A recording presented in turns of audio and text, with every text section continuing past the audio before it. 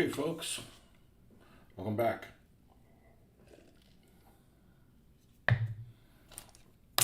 Welcome back to a long weekend of painting, which is exactly what I need to be doing. Let's clear some of the stuff out of the way and we'll get started.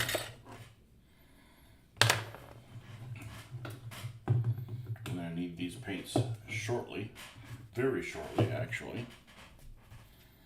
Good old sanding sealer that we use to seal all this MDF. It's worked pretty well.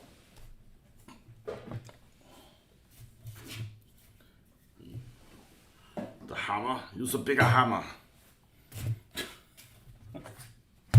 And the Vallejo, one of the few products that I use that almost none of it goes to waste. Well, in the container anyways.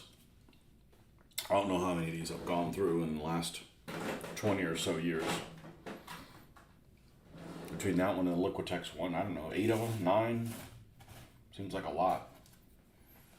I just went and I got ordered 2 more. So they will be here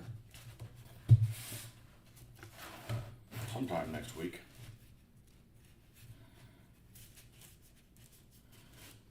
All right, and then we were painting on top of something else. We didn't want to look at this. Maybe we were doing this. Like this side for the one and this one for the other. Okay. So this is what we need to paint the base color of. I'm going to check for fit and finish on these before we get started, so I don't have to scrape it up later.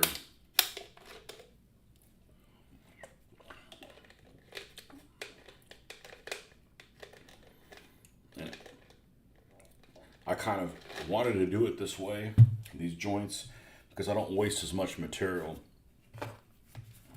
This is normally not the way to do it. Normally people would make a fat section that would be the intersection or what have you, but I decided not to do it that way because if I do that, then I've got waste in this MDF material. Not that it's expensive or anything, but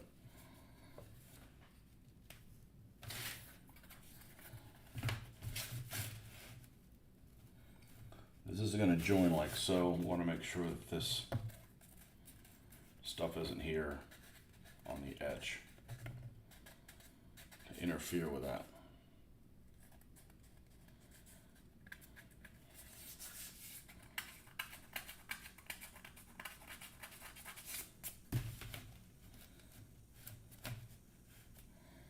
That fits on there nicely. If this looks like it's warped, it actually isn't. It's this that's warped. This actually lays pretty darn flat. I'm quite impressed that a material this thin behaved this well. And I can run my mouth about it now because I've got 8 pieces. Is it 8 or is it more than that? It might be more. It might be 12. 1, 2, 3, 4, 5, 6. I guess 12 pieces that we've done successfully.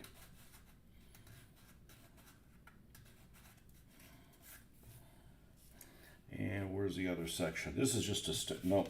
One of these is just a standard. No, that's right. We changed our mind. We had to do it. We had to do it on the fly. Okay. So that's how that's going to join up. I actually like that better than a fat section because a fat section just kind of detracts from the look of the road. So, and you can't really tell right now. Maybe you can when I put the other colors in. When I brush this stuff on, I actually went out of my way to make it look like, you know, it's not really tire tracks. This is just a hard pack, some kind of rock road. If it'd be in Florida, it'd be a lime rock road. And everybody that lived on it would have a dirty vehicle. It would look like it went through a sandstorm.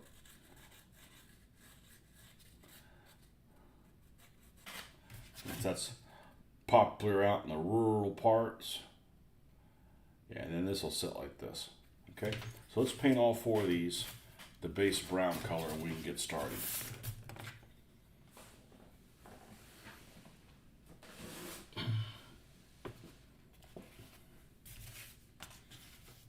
But so far, This road project's gone really, really well.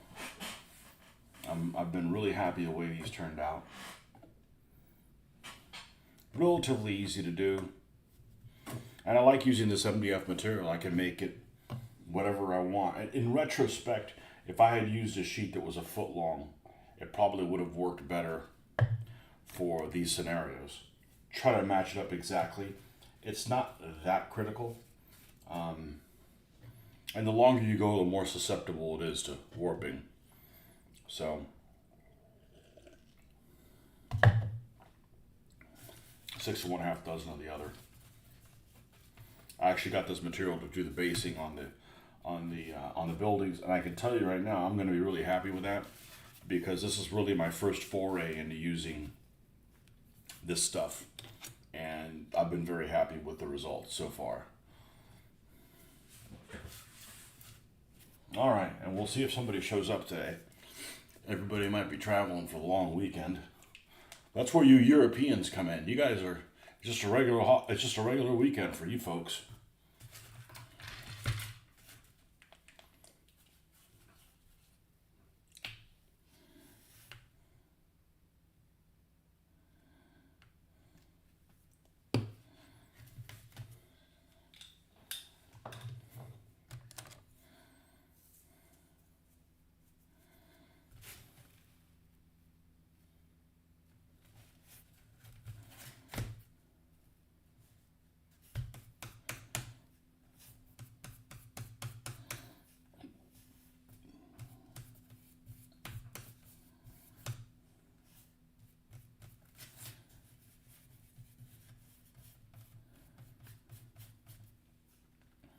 And then we're going to have to do something in between this. We're going to have to do something in between this drying. This doesn't take a terrible amount of time to dry, but I do need to dry it before I add the other colors. The other ones I can do boom, boom, boom, one on top of each other. Actually, it's 4 booms because there's 4 colors on top of the brown, but we'll have to do something in between that. Maybe we'll cut up some more road sections. Oh, let me check on the bricks while I'm thinking about it. I'm gonna forget about that. Let me check on the bricks, see if they're still due to come in Monday, unfortunately.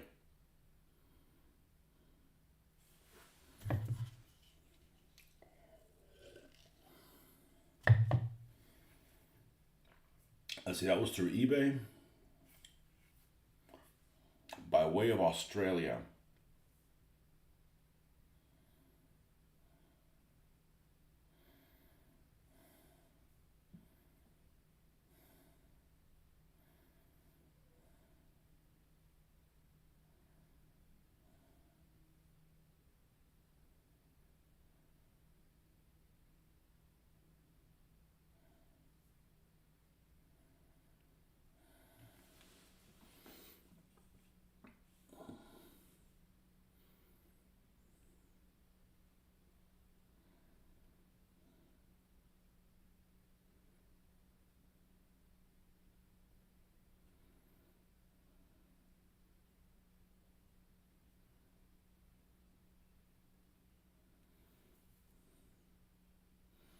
It arrived at the U.S. Postal Service. I hate the Postal Service.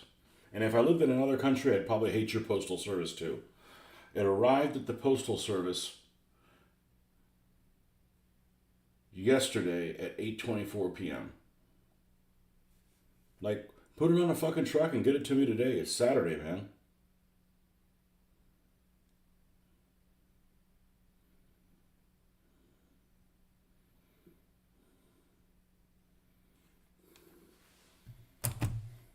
Freaking slackers. Or show me where it is. I'll go grab it. I want to see what 16,000 bricks looks like.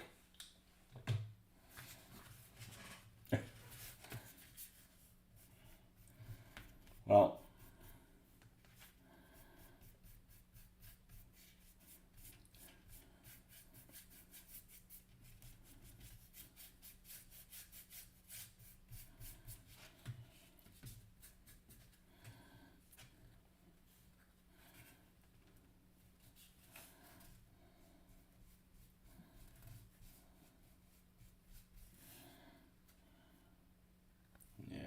this shit. I'm gonna get this shit everywhere, and then I'm gonna transfer it somewhere. That's the problem.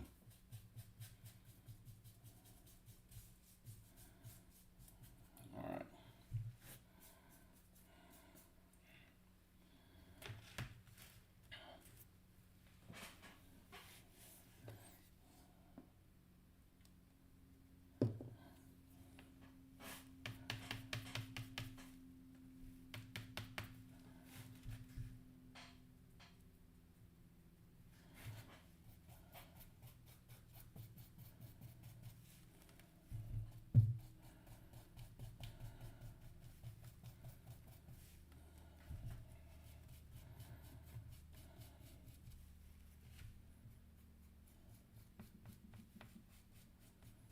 I'm curious if I'm going to be able to use them as is, or I'm going to have to paint them up a little bit. I have a feeling I'm going to have to paint them up a little bit. Kind of put on my own spin on it. So, you know, everything we got on the table has the same look, so to speak.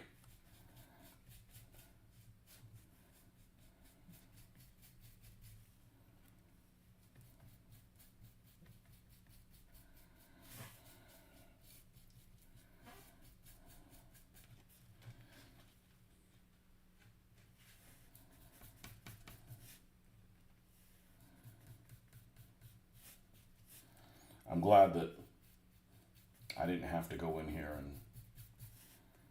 and make sure that this was completely opaque before I kept going, because this paint doesn't cover really well. This particular color does not cover very well. But I have 2 bottles of it. It's the right color. It just doesn't, it's not opaque enough. But it didn't seem to be an issue.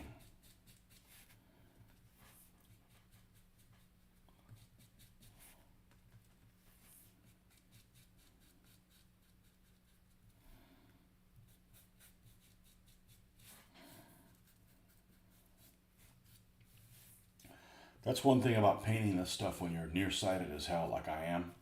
You don't miss any spots. It's not like, oh, well, this doesn't look very good close up. It does to me because I can't fool me, you know? Mr. Jacques, welcome back.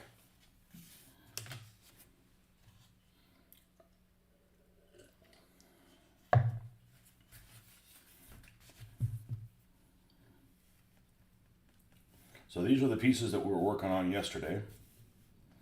I think I was cutting them out when you were here. Oh, see, I'm getting distracted. Let's do the dumb side first.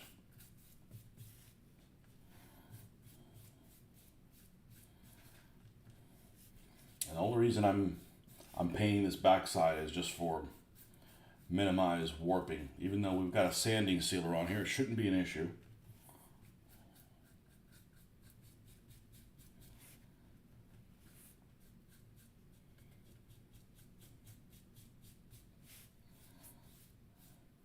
Maybe the sanding sealer will help for the humidity. I live in a very humid place, which is good and bad.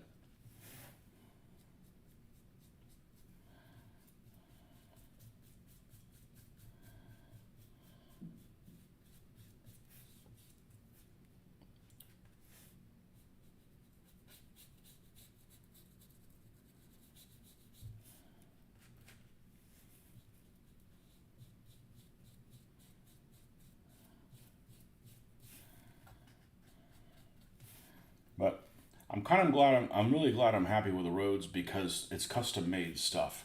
So I don't have to spend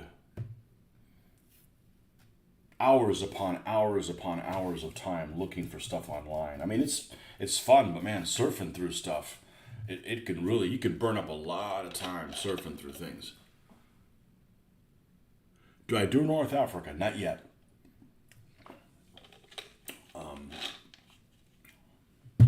I've got 2 vehicles for North Africa so far.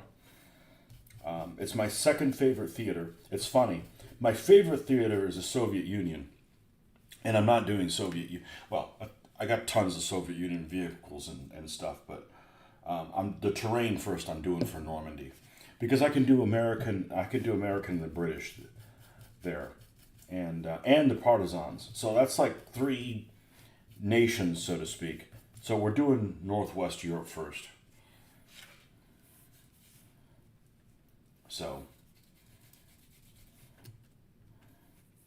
and then at some point I'm probably going to do, all this stuff can carry over. Like these roads, well, this will be like a superhighway for Russia. The trees will carry over to Russia. That's it. Buildings and stuff, we'll get our own buildings. But honestly, I enjoy doing the buildings a lot. I would also say that it seems like the people I live with, not to mention any names, but the wife, really likes that stuff the best. Which, it's non-violent. It's just a happy little building. So I've said this before, I don't know if you've heard me, but I can pretty much buy anything I want as long as I do something with it. So my whole thing is like, let me buy this.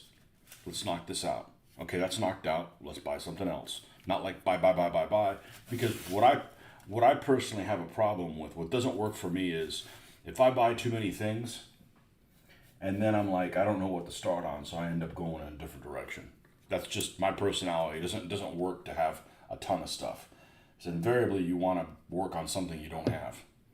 So, although I'm better at it than most people. Some of you guys are terrible. Have a whole house full of stuff that you don't use. And here he goes. Start on the dumb side first. So I do plan on doing North Africa. Now, one thing to keep in mind is, I don't know if you've been around here when I've talked about these rules. This is skirmish. And not only is it skirmish, but it is skirmish in actual scale. Well, what the hell does that mean? Well, we're doing 1/72nd scale, right? So the center, and it's condensed very little. And what I mean by that is a centimeter is a meter. So the game was written in inches. I don't like inches. I think I'm going to do, an inch is 2 meters in the game, and I think what I'm going to do is a centimeter is a meter. So it's condensed a little bit. So instead of it being I'm still undecided about that. So instead of it being 2.54,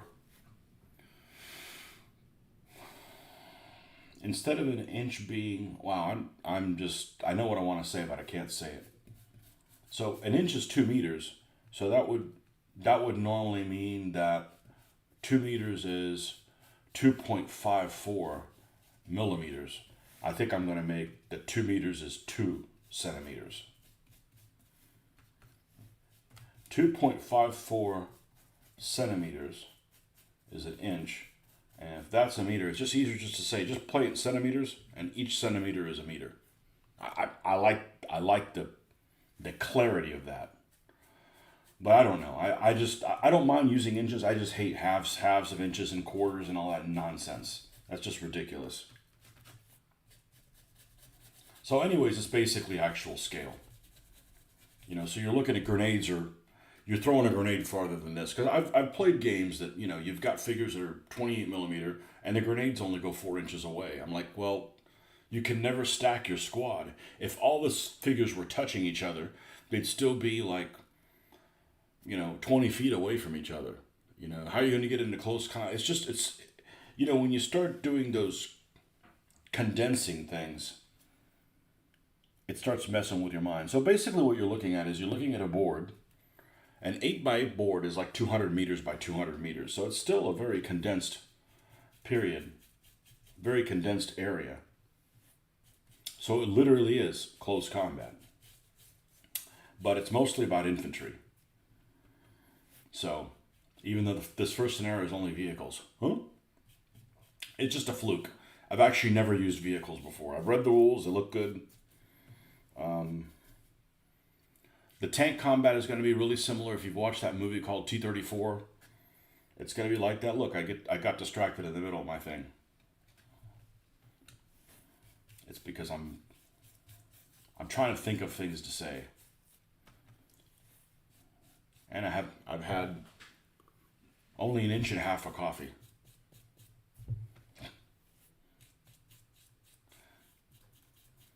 So when you think about it that way, one of the things that's pretty apparent is, for the most part, all the penetration values that the firearms that the cannons have on the tanks are at their maximum penetration. Because you're basically at point blank range.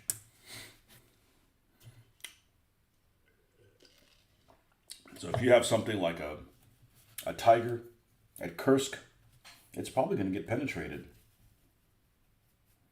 because you're in close combat with T-34s. But by the same token, you don't have this issue when infantry show up that they can engage at such short range and the tanks can shoot so far away. The infantry are basically, you're wasting your time running them. They're never going to get into close combat. Well, here you're mixing. You're basically, if you have vehicles, they're in situations they should have never gotten themselves into. A vehicle's got no business being this close to enemy infantry. You got a Panzerfaust. Panzerfaust to fire like this far away. Like that's, like everything's fair game. Everybody's in on it. So I've played games before where it's like, okay, well, you run the infantry. The infantry never gets in action. Or they get blown away before they get into the town. Or, that's all fine and dandy, but that doesn't provide a good game. That's not a narrative that's worth, reading about. So that was the game that we were creating. And then these set of rules came up, and I'm like, man, if these guys weren't listening in on our conversation, I don't know what is. And it started right off the bat. The very first thing is it's percentile based. And prior to DBA, I'd always played games that were percentile. That's the gold standard as far as I'm concerned.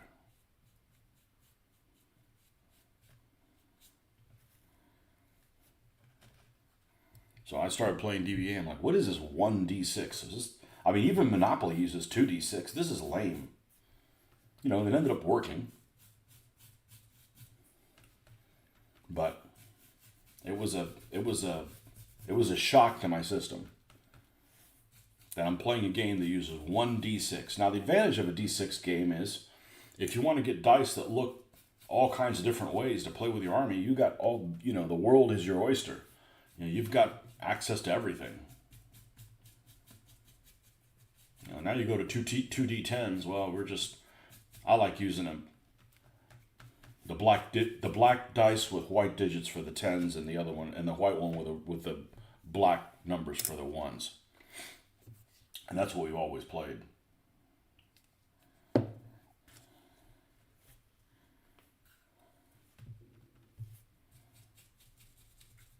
But I'm really looking forward to playing something to play a game with a narrative that develops a narrative that if something doesn't seem right in the rules, I don't have to play it that way.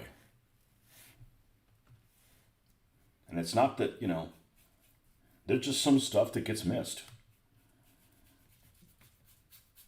There's a game that I've said before, if I hadn't had my own ideas, if the most anal retentive game for miniatures within reason, because Final Combat is not within reason. That one's that's just extreme. That's like almost like Twilight. What's that game? Phoenix Command. It was almost like that role playing game Phoenix Command.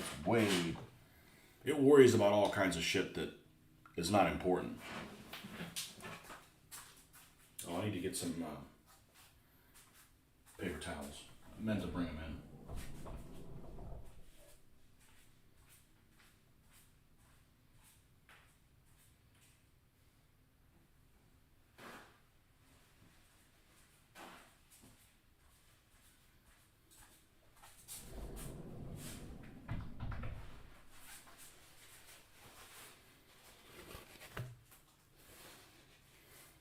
And I'm damn near out of this stuff.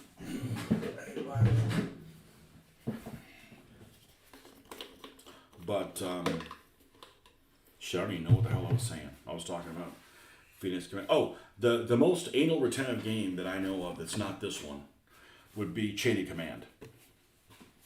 And I have problems with... There's some things that I do like about Chain of Command a lot. I don't mind how the orders are done. The amount of troops you control are like one order of magnitude too many. Okay. I prefer people run like a squad or something like that. It's just more personal when somebody dies. And I've watched several videos about chain of command, and that's one advantage to a system like that, where the two fat lardies do a good job of putting examples of gameplay and stuff like that on in YouTube videos. It makes it really accessible.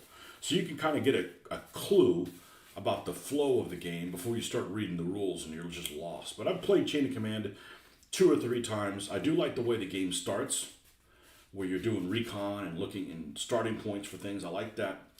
I don't like that it's a D6 system, that the vehicles don't have enough, the vehicle combat doesn't have enough detail for me, which that would be easy enough for me to do. Like if I had to play that, I'd probably modify it and just do the vehicle rules a little bit different, so they have a little bit more panache.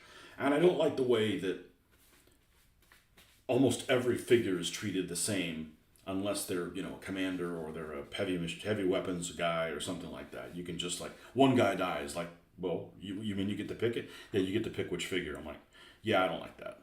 But all things that would be easy enough to change up. But so I don't know what the scale of the game is. It's definitely zoomed in to some degree. It's not extreme like other games, but I would say something like Bolt Action or Warhammer is extremely zoomed in. Where you've got guys with modern weapons, but they only shoot this far. They shoot 3 times the length of the figure. It just doesn't.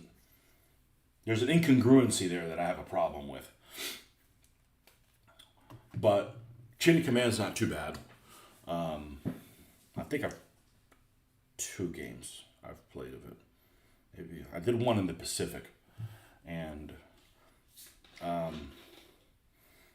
I got one of their books because their stuff's available digitally, and I picked up the book on one of the areas I'm particularly interested in was Wintergewitter. That's the relief of Stalingrad. And the failed relief of Stalingrad, I should say. There's a period of time on the Eastern Front that I think things are probably the most interesting. You got German tanks that can deal with the T-34, and you don't have any super German tanks. You don't have any, you got Germans with better experience than the Russians, and they're not like bouncing off all the T-34 armor like in 41. And the Russian troop quality isn't idiotic, so you've got both. And it's the winter time, and, so there's that appeal to it. So I picked up their Wintergewitter scenario book for Chain of Command. And the way Chain of Command works is you basically each side has a company. And you can have other elements that get added to that. But your core is basically an infantry company. You could manipulate it certain different ways, but that's basically your core force. So tell you, here's your core force, and you have one of these or 2 of those, or one of these. If you have one of these, you can't have one of those. Just some play balance type stuff. And one of the things they could have, I'm going through the book because I figured, okay, here's my authority on. This should be my authority on Wintergewitter, right? Because they've looked through all the source material and come up with all that stuff. So I'm like, okay, these guys are the pro experts on this since they've created this scenario. And I come up with a glaring error. And it's a glaring error for me because I'm an X-135th scale modeler and a World War II treadhead. And one of the things you could have in Wintergewitter is, according to the book, is a Panzer III Flammpanzer III. None were available that early. They weren't available in a time before like March of 1943. So once I saw that, I'm like, well, now I can't trust anything else. If you miss something that glaring and something that I find is important, what else did they miss that I don't know about? That doesn't mean I'm not going to use the book, but I was disappointed. My main aim, let me move this little heart thing. The heart's always in the way. Let's click that, and we're going to click this back, and that should get rid of the heart. My main aim is to get all my stuff on the table so I build units for rapid fire. Now I like the scale of rapid fire. If I don't play 1-to-1, which I want to play 1-to-1 because I want the narrative that's super detailed of what happens. It's super interesting, the chaos of battle. But the 1-to-5 scale, that's what I grew up playing. I grew up playing a game that was made by, I was going to say Tom Clancy. No, that's not it. Frank Chadwick, called Command Decision. That's literally the first miniature war game I ever played that was World War II. And we played it a lot. And it just doesn't have enough detail for the infantry. And it's the same scale of rapid fire. Rapid fire is the same scale as it. And I just find infantry detail lacking.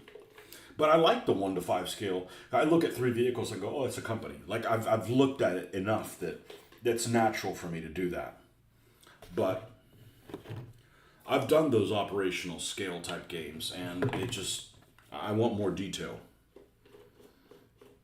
And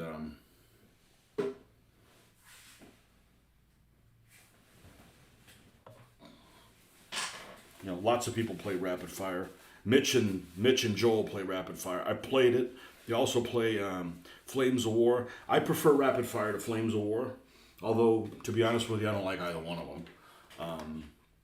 But then I'm looking for extreme detail. Flames of War does stupid stuff like it's a long barrel Panzer III. Well, which one? Well, does it matter? Yes, it does. If I'm going to go through all the effort of painting them correctly, which is a big part of the interest for me, yeah, I want to know which one. Just like I'm not, it's an A-class value in rapid fire and stuff like. Maybe it just got spoiled with Command Decision, but Command Decision treated every weapon as a weapon, not like this is an A, this is a B, and this is a C, and so you're learning real values of things as you're playing the game. I just got used to that. Every game I played dealt with those type of things. They dealt with, where we were playing ships, we're like, okay, this one penetrates 12.7 inches of armor, or, that kind of stuff. That is where I don't like metric. I don't like metric when it comes to naval combat. I don't care how many millimeters of armor the Von der Tann has. It does not compute. That's got to be inches. But once you get on land, I'm definitely pro metric.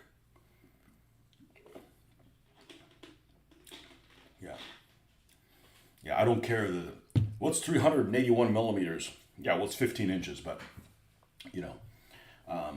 naval combat's in inches, and for me, and land, I'd much rather it be meters.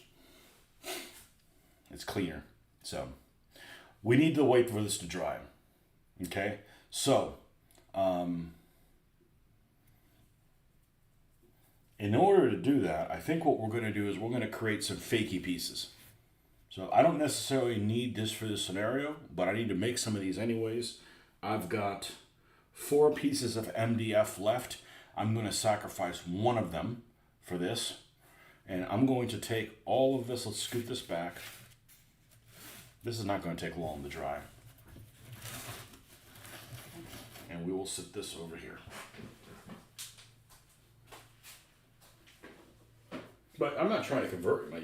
You enjoy your favorite game. I don't care. Now, I haven't laid these out on the table.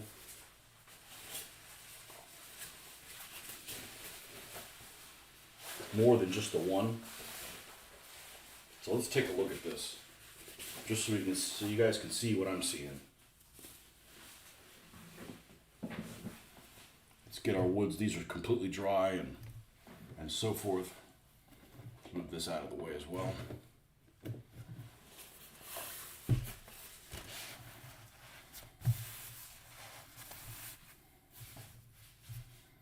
Okay, so here we have our battlefield, and you can see these roads really blend into it really, really well. I mean, I'm ecstatically happy about that. Ecstatically happy about that. And no two are the same.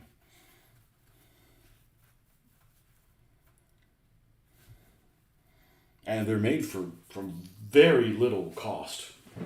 You know, it takes some effort, but very little cost. And they look nice with the vehicles on them.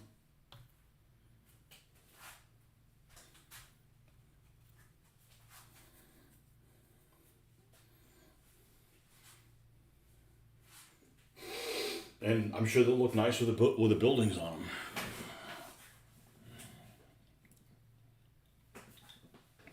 And they look good up close.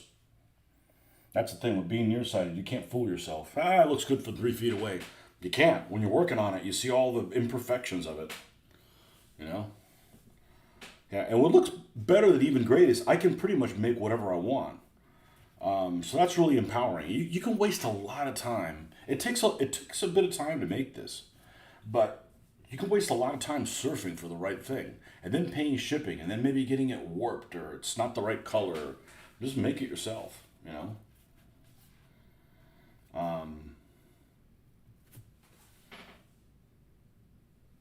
Yeah. So what I'm going to do is I'm going to take one of these. I'm going to make some small sections that have some curves. They're still going to be the same width, okay, but it's going to have some angles in it. So we can, if we want to make other scenarios down the road, we can put the pieces in there and bend the road that way. Okay? I think that's what we're going to do. Since we've got this down and we're happy with the results, you know, it even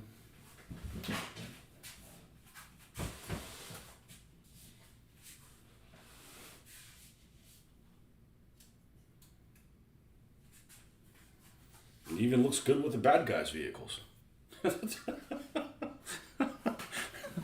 Although they probably need to stay off the freaking road. They get yabloed. And wait till somebody gets offended. Oh, the Germans weren't the bad guys.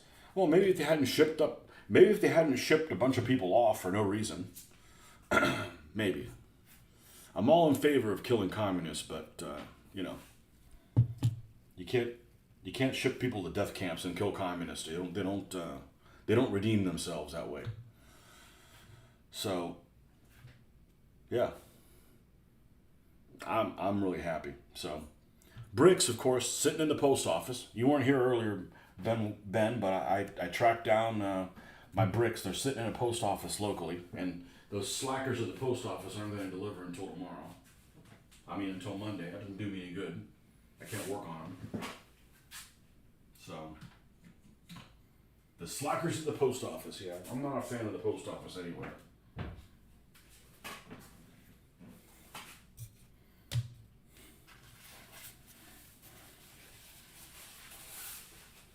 Okay, so far so good.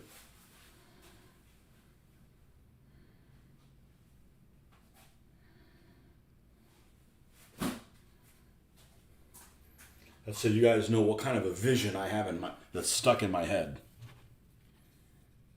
And we'll use the American Sherman for a while. Let's pull the British one out here. Let me get some equal time to these guys. I'm not one of those people that, you know, is so pro-American that they don't, you know, America didn't win the war by themselves. I'm not one of those folks. In case you didn't know, those of you guys that watch me should know that already. I don't know that you could have won the war in Germany without the Soviets, but that's beside the point. Oh, it looks even better. Yeah, the tint of this British vehicle looks so much better, and the markings, of course, are a lot more interesting. So, yeah, lots more stuff to come, man. I'm hooked on this shit, and the more things go well, the more excited I am to make more stuff. All right, so I'm going to go ahead and take another one of these.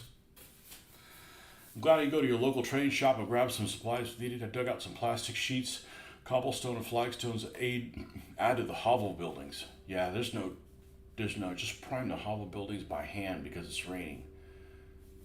Yeah, we've been getting rain just about every day. I welcome it because we had dryness like for a long time, like a month.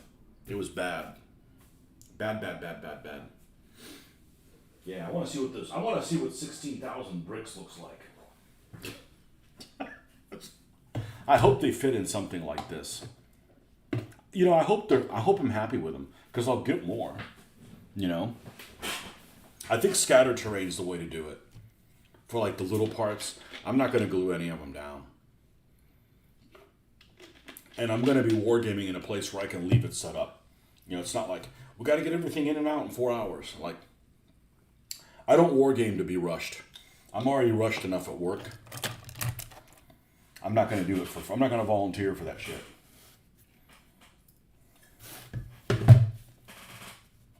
All right, so let's go ahead and do the same thing.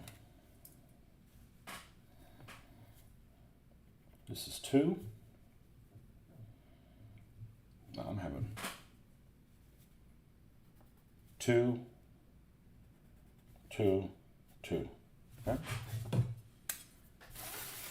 And that way we have a minimum of waste.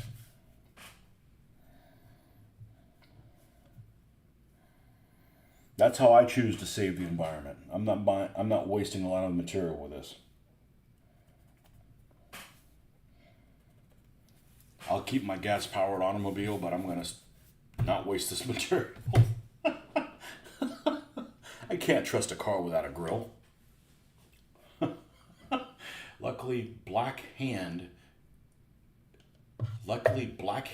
isn't a thing, so I shouldn't get in trouble. Uh-oh. What's this? Black Hand, that sounds like a terrorist group. That sounds like a fascist terrorist group.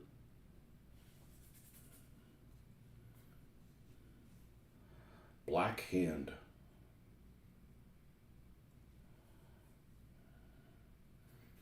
The Black Hand. Secret military society formed in 1901. Kingdom of Serbia.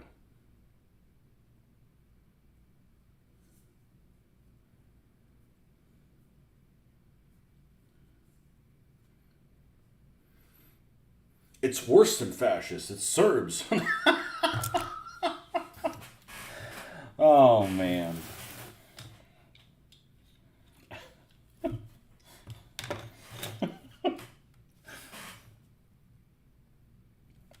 Hey, fascists made some really good posters. That's it.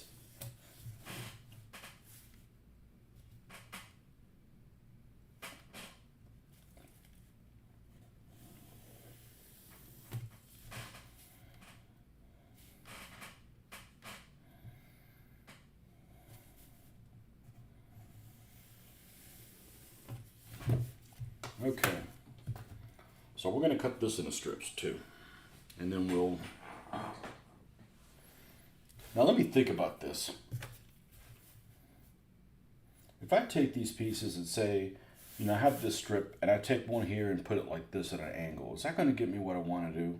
Well, let's take one. No. Let's be intelligent about this. Why would we start doing that? I can't just go to the store and get this, so it takes a little bit of effort. So let's be thrifty with it. Let's create a fake piece. Because your cans are black from holding the buildings and priming. Thank God nothing got anything. What were you using for priming? It's okay to prime by hand. I've certainly done lots of it.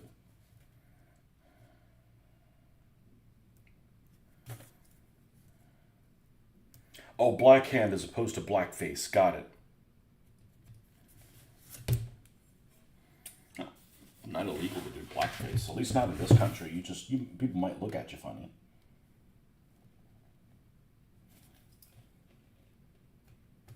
People need to laugh about shit. And I don't really want to hang out with people that have a woke sense of humor or whatever. Get offended by stuff that looking for reasons to be offended about stuff. I'm like, man, we need to go back to laughing at each other like we used to do in the 80s.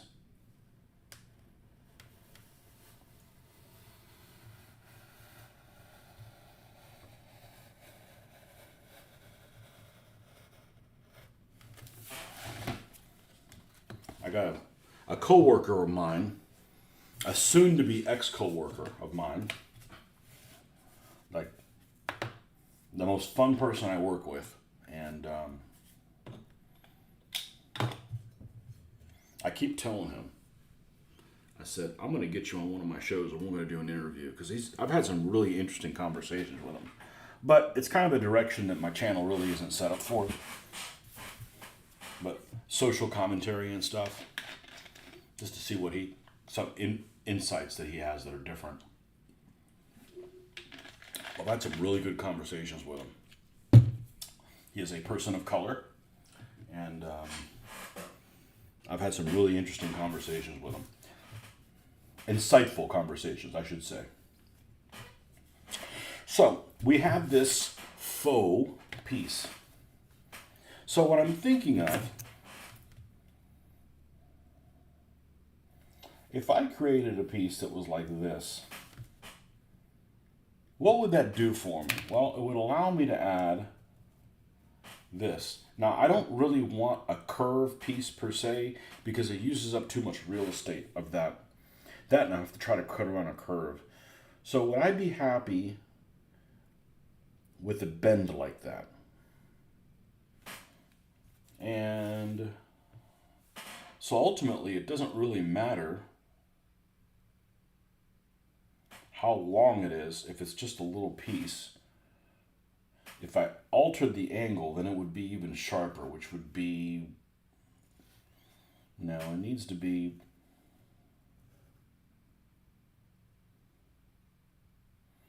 okay, that's not unuseful. I just probably would not do something that was a sharper angle than that. I could do, another piece that would be, like this. I guess the tighter an angle it is, the smaller I want the piece to be. So in other words, if I wanted just a slight bend, I'm fine with a piece being relatively long with a slight bend like that.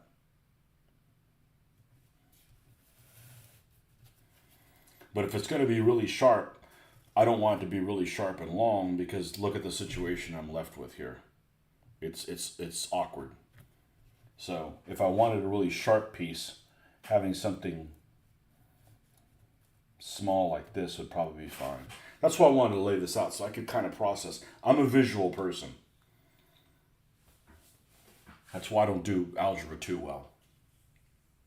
Viejo primer, almost always do it by hand, but these buildings were messy to do it.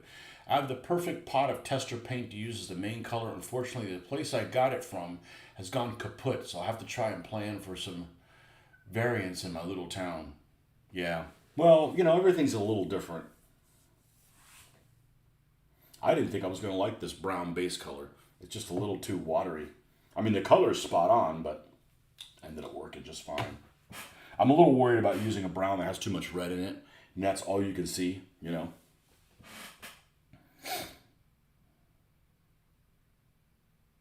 Of course, the other thing I can do is I take this little wedge piece and I wedge the other piece also. So then you got a double wedge. So we got some options. Let's make some little pieces.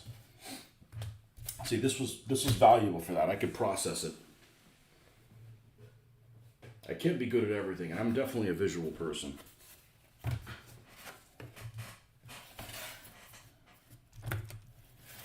I don't do well on things that are theory, not practice. Sometimes necessity. Damn heart.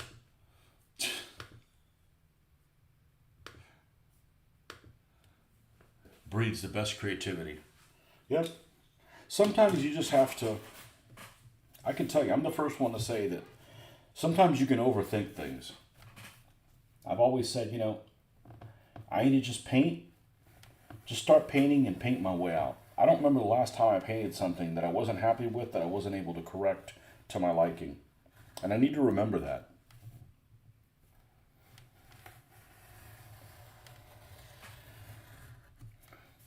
Analysis paralysis.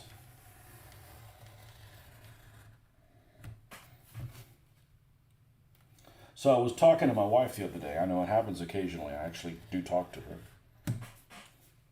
Yesterday, we were out and about doing errands. And I was talking about this video that I saw. It was kind of like the gold standard. When I saw it, I'm like, this is the objective to strive for.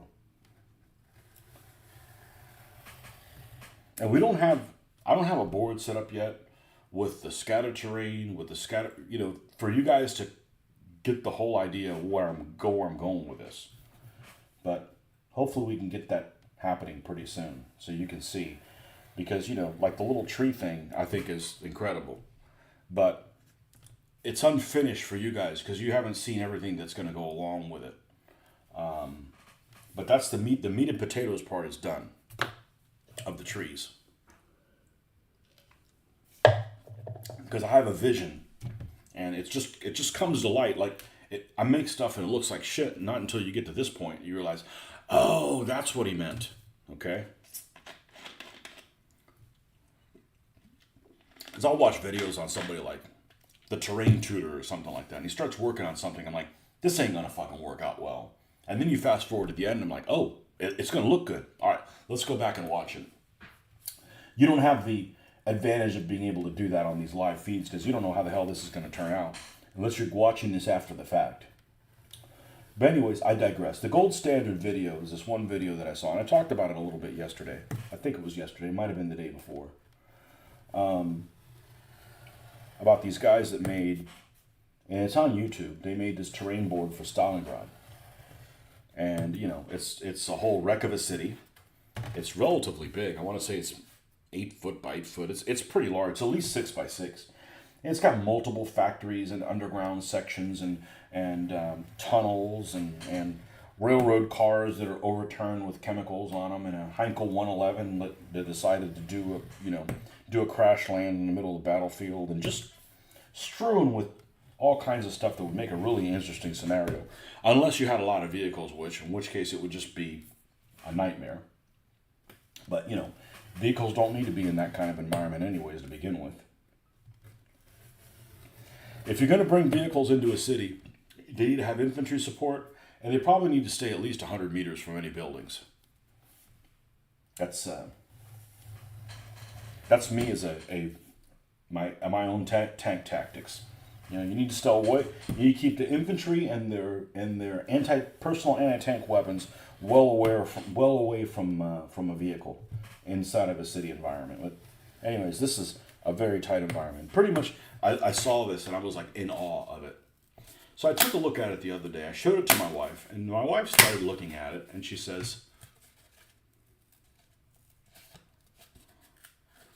goes, the stuff you do looks better than that. And I started looking at it. I'm like, what the hell are you talking about, woman? And I started looking at it. And I'm like, oh yeah. I mean, it's not to poo-poo the guy's work. I could never do that kind of stuff. That's a lot of dedication. Well, I'd have to be retired. But they do a lot of the stuff with the airbrush. And as much as I think an airbrush is really useful, you lose a lot of personality doing it. And it doesn't have all the shading in places where, maybe because I'm doing this nearsighted as hell. Like, I can't fool myself with it. I'm not saying that it's bad by any, but I can get to that level. So I started talking about stuff like that to my wife, and I said, you know what? I've kind of gotten to the point where I'm kind of like those guys. We do a lot of cruises, and one of the things that we've been on cruises is we've got these guys that do the dueling pianos. Got a couple guys on pianos, and I'm not musical, but I'm going to use this example. And I'm not trying to toot my own horn. I'm just telling you that sometimes we all have this creativity block, that you worry about your abilities more than we should instead of just fucking going and doing it. And I'm guilty of it. And, and I need to become unguilty of it more so we can get things accomplished. But these guys on the dueling pianos, people give them, requests like, hey, play such and such. And they ask them to play songs that aren't piano songs. They ask them, hey, play whatever, play, I can't think of anything right now. But they'll ask them to play some song that's not normally played on the piano, and they kind of wing it. And they're wizards. And I told my wife, I said, you know what? I've kind of gotten to that point with this, how where those guys are on their creativity level. I may not know how to do roads, but I have a clue and I can wing it.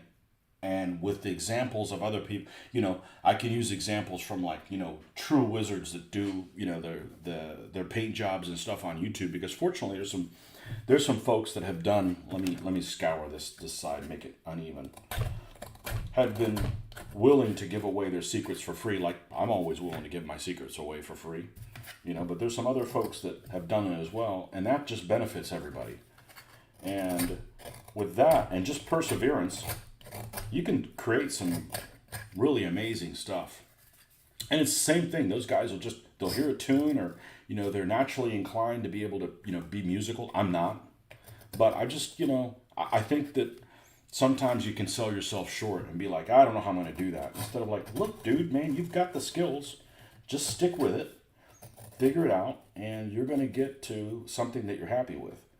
So I'm not one of those people that, for instance, looks at a Warhammer box set. I don't do Warhammer, but look at a Warhammer box set, and those things are painted so incredibly well. I'm like, I just give up. I'm just not going to paint. I'm the opposite. I'm like, okay, you're going to paint that well? F you. I'm taking, I'm going to up my level. And I find it invigorating to do that. So, but sometimes you forget. You have to kind of, that's one of the things that I do, talking to myself a lot, because it's like self-coaching. Like, okay, we could do this. How are we going to knock this thing out? And sometimes we just, I've done it throughout the years. I'm like, I don't know what to do next. And you just don't make a decision. Instead of just like, jump in with both feet. End up picking up that Graviteam game. I did not, because it's going to sidetrack me. I'm sorry. The only gaming I've done so far has been with the Xbox. And it's just to be able to do a little bit at a time. So yesterday I would I'd either play World of Warships a little bit, or I've started trying to solve Baldur's Gate 3. And I put it away for a while, and I messed with it a little bit yesterday, in between drying times when I wasn't online. But I just don't want to get sucked into something else. So maybe at some point I'll pick it up, but I think that's probably the wrong time to get really sucked in. Those other two things I mentioned, I can't get sucked into them too much. They're just kind of superficially, just kind of fun. So, Baldur's Gate is just so...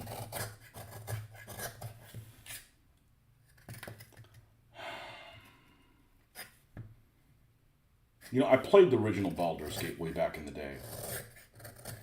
And it just... I like the combat stuff. I really like it's kind of thought-provoking how you're going to solve an issue. But, man, you get yourself in some situations where I don't know how the hell I'm going to deal with this big creature, because it does magic this and it's immune to this and all this other nonsense. And, I don't know, I put it away for like 7 months. And the World of Warships is just stupid, but it's just, range estimating and watching your fall. It keeps me from building ships.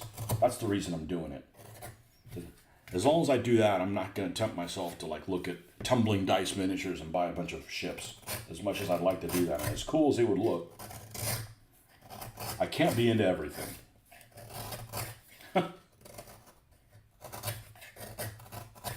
As someone who used to be on the channel used to say, maybe he still watches. I don't know.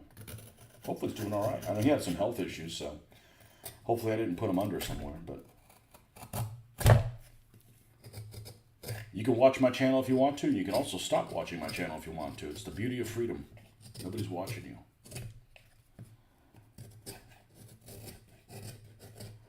But I decided not to go along with that because I got video games I haven't even played that I bought. I haven't bought all the Close Combat series. I just don't... you guys are a big part of this, of making this successful. Even if you don't do anything, whether you realize it or not, just showing up and saying a comment here or there keeps me chugging away on track. It's literally the best thing you could do. And I have been in a great fucking mood. You know, my wife will be like, man, you sure we're not going anywhere? Are you okay? I'm like, I am doing exactly what I should be doing. Because when I'm done with this, I feel like I've accomplished something. Because, frankly, I have. And this is exactly what I should be doing.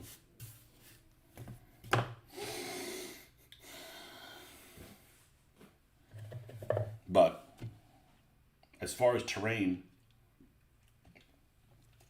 is there a board of which North Africa one? Tell me they don't have something for Operation Crusader. I am gonna go to North Africa eventually. I think I am. I mean, you know, get a couple of 2 or 3 25-pounder gun crews and build a jock column or something like that. Like that'd be cool. A jock column, and I got lots of fluff to make like smoldering things. I mean, you know, can you imagine like a board that's like the City Rizet airfield? That'd be pretty fucking awesome with like wrecks and shit everywhere.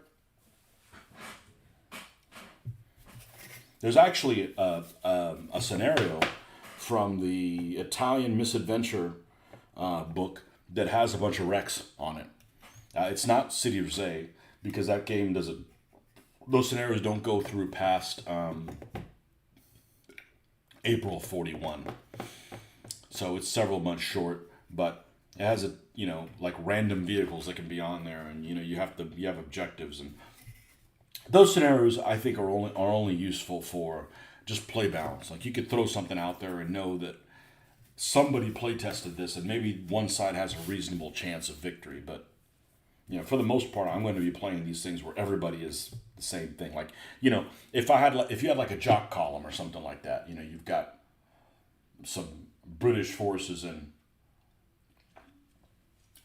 in this war zone. Everybody would play the Brits, and I'd run the bad guys. When they came in on the board and stuff like that. I just think it's a better narrative that way, and probably come up with a way so that I'm not deciding on the fly with all the information that I have what these guys are going to do.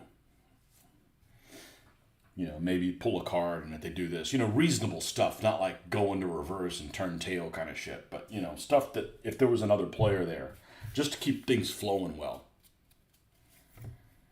until people get used to it.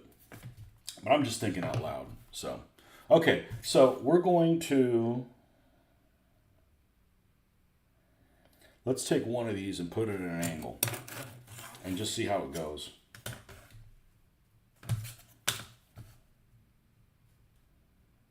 So let's take our little trusty thing here. This seems like a reasonable angle.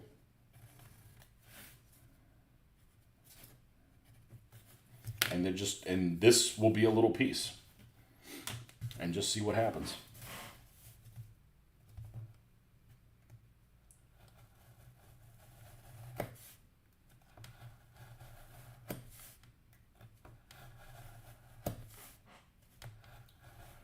Now, if I was going on a trip and I was taking my computer with me, probably would have picked it up.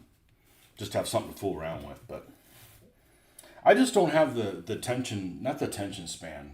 It makes it sound like I need to be on medication. I do. I need to be on caffeine. That's it. Caffeine and retirement. We'd get a shitload of stuff done then. The Battletech game, the one made by Harebrained Studios or whatever the hell it's called. I mean, it's literally called something like that. It's an excellent game. I loaded it back on my computer, and I just don't want to,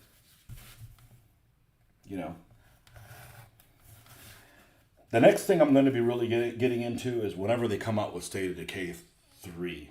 That's going to be, I'm going to be all up in that. I mean, unless it sucks. I've thought of like, hey, it'd be fun to play State of Decay 2 and do a Twitch channel. I'm like, I'm not computer savvy enough to do all that stuff. That's not what my MO is. But there's some really interesting stuff that happens in State of Decay. God, I love that game. That's such a great freaking game. But I don't care how good the game is, it gets old. Or I find that it gets old no matter what it is. No matter how good State of Decay is. And I said that because you're like the only person I've ever encountered that's actually played that game, Ben.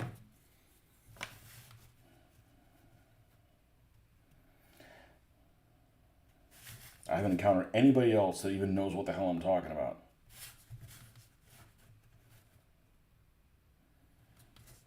And I've been playing that game since day one. Whenever I heard about it, I'm like, oh, this is cool. That looks pretty freaking good. That looks pretty freaking good.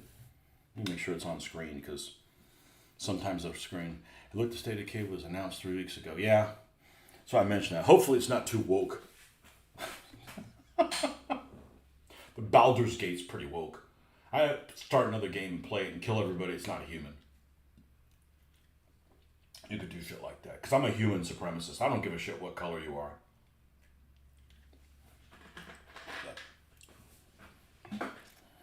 Why'd you kill them? Because they got pointy ears.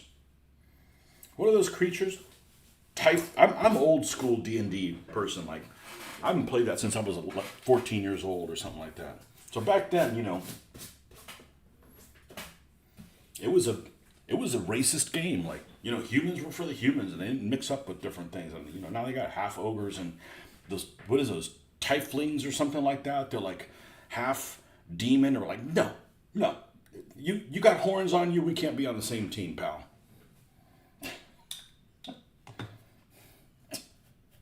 Jingoistic fantasy wargaming. No, we can't be friends. You have horns. You have a spiked tail. Go sit over there. You know? Okay, so that little piece should be stellar. Okay? So I'm going to make another little piece that has a little bit less of an angle than this one.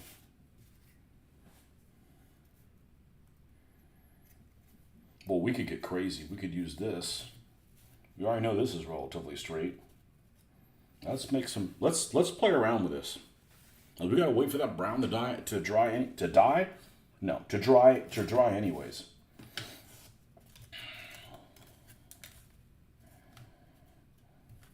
Oh, why is this one? Oh, we could make another one just like it. They don't all have to be the same, but.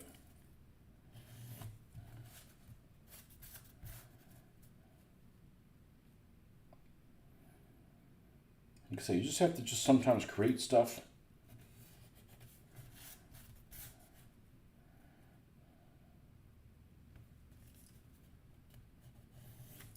Okay, we'll make these 4 pieces, so we'll have 4 like that. And then I want some that aren't angled as much. So this is like this, so we want a shallower angle.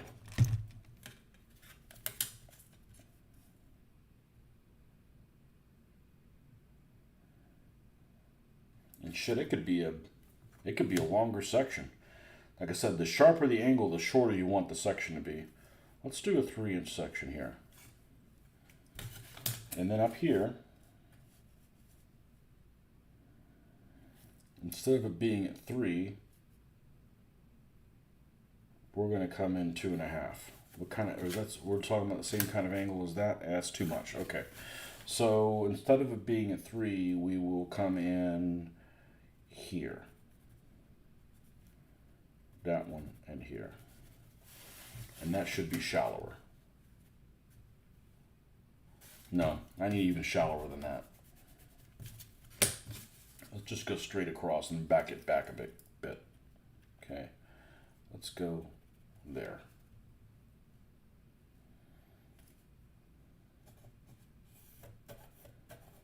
That's where we want that one to be. And then we'll leave this one as that one. Okay, so here's all little pieces that we're going to cut out.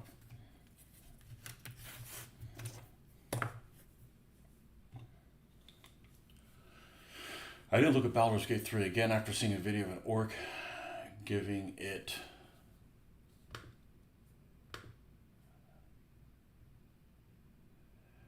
Giving it to an ogre.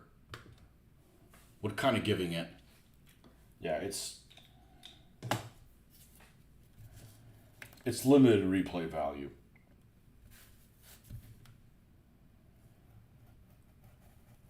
And the biggest problem with those kind of games is when they're true D&D games, like, you got a guy who's a spellcaster, which I'm not a fan of spellcasters to begin with. So he's a spellcaster. He's got some spell that once he casts it, he's got to, like, rest for, like, the rest of the day. I'm like, well, it's not like somebody that swings a sword can, like, swing 3 times and, like, all right, I'm done. I got to take a break, you know? So, I'm not a big fan of using magic in those situations where you can't just... I understand you're weak and you can't wear the armor and stuff like that, but on top of that, you can't do, like, your spell casting all the time. Well, they can. They just got to use, like, firebolt and stuff like that. Just kind of basic stuff. But the super duper stuff they can only do, like, once a day. That's just kind of weird to me. After playing things like Diablo for so many years.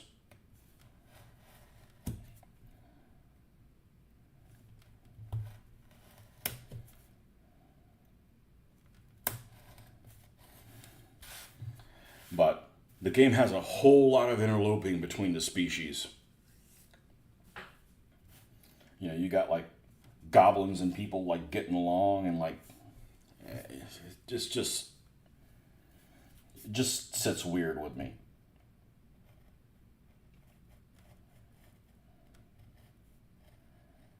Well, they're not really evil. They're misunderstood. Yeah, I didn't grow up in that time period.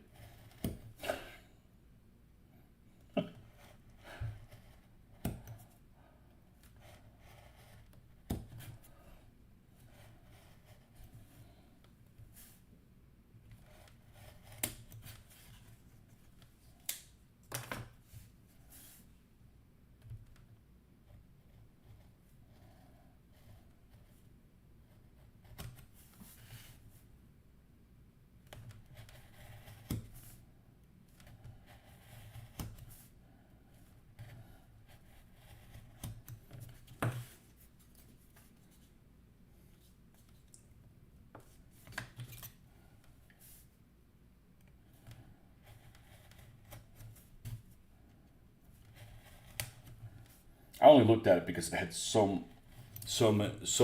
good ratings of it. Which, you know, there's a lot of role-playing nerds that are into that kind of stuff. And it's not really my thing, but it's alright. It's something to fool around with. Something a little different. The combat pace is really slow, but it does make you think, like, how you're going to solve the tactical puzzle sometimes.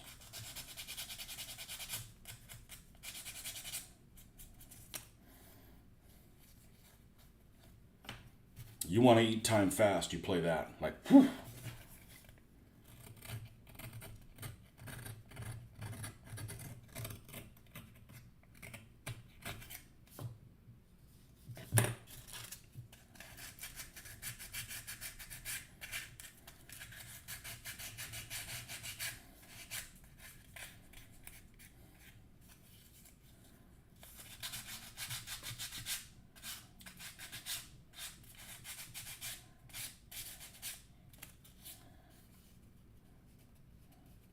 I don't think I'd like State of Decay if it was a scary game. But it's not a scary game. You surprise the hell out of you, man. I'm not a fan of ferals. I am not a fan of ferals. I waste a lot of ammunition trying to take those guys down. Everything else I can pretty much deal with. The big fat guys, the big monster dudes, you can see them a mile away, so... Boom, boom, boom, you know. Such a good game.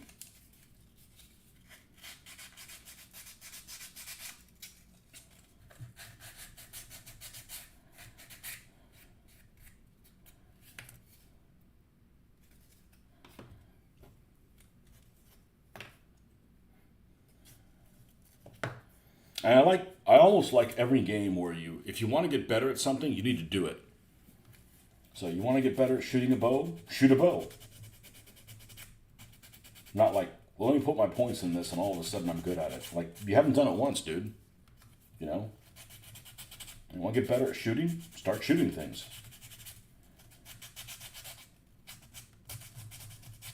Yeah, but I won't hit anybody. Also, that's how you appreciate the fact that you have better accuracies. You get better at it, and you'll be able to see the difference on there.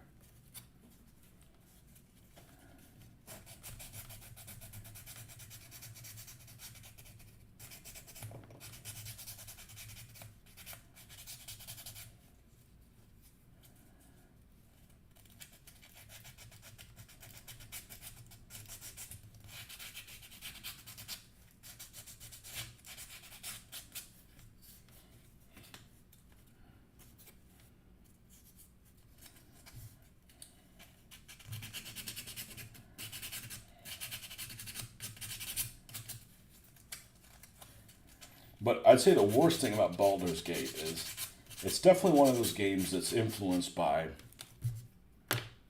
people that do drugs.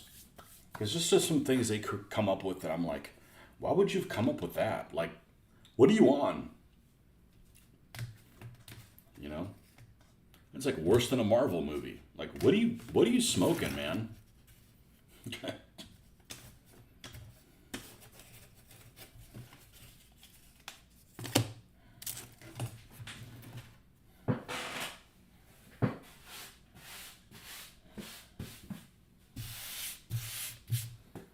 Yeah. It's a lot better to be doing this than sitting there with the Dremel and kicking up these huge things of dust that were bad for you. Yesterday I got that cough for no reason. It went away, but I'm like, that was like a dry cough. And I'm not really kicking up anything here. This is a cleaner environment than the one I work in. So here we have our pieces. And the next thing I would do is just do sanding sealer on them to seal them up. But before I make that mess, well, let's see how the brown is. If it's not done, then we'll do the sanding sealer next.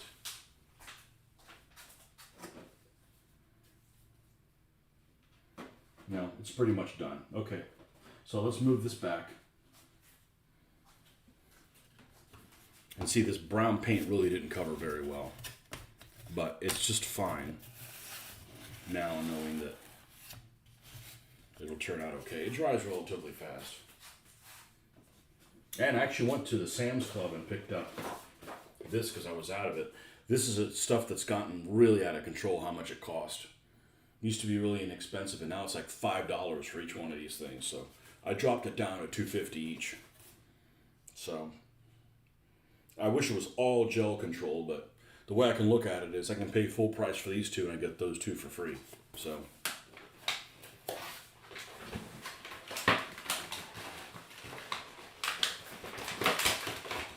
let's get them out of this huge package. That was just yesterday.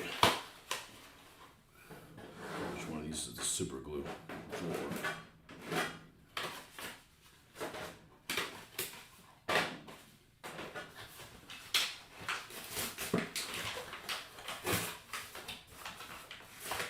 Just say no to excess packaging.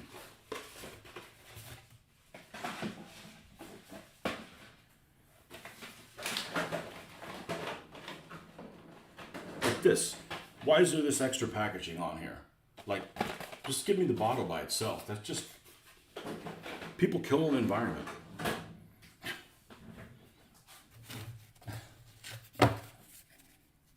All right. This is what we're using as our poor man's palette. So the next color we're doing is not fawn, it's this one. Territorial beige. Let's move Mr. British Vehicle out of here. We don't want to get things on it. Yeah, I really enjoy doing these so much. I want to do some Canadian vehicles. You know, that way they can run over stuff and then apologize.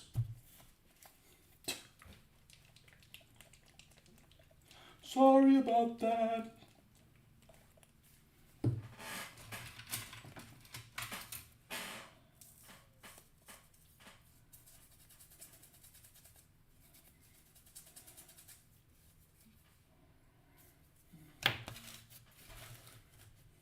All right. We're out of beverage. We'll be all right. I'm getting kind of thirsty. I should switch to water. I never have enough water at home. There's always more fun things to drink here. And I don't mean alcohol. I basically don't drink alcohol.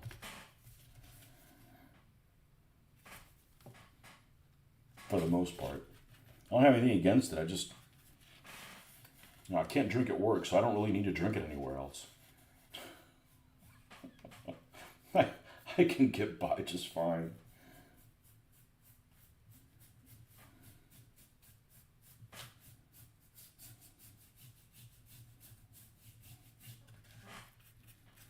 Yeah, we're going to need to.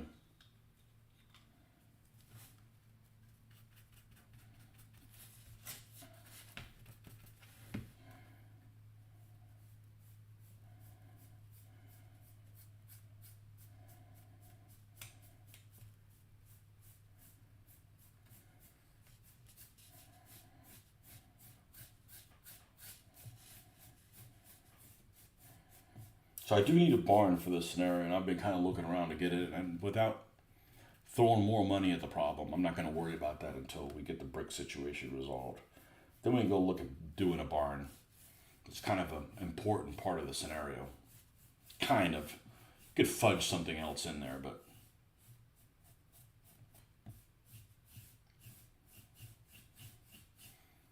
barn big enough for a panther to get in. Good luck. I almost have to make one of those.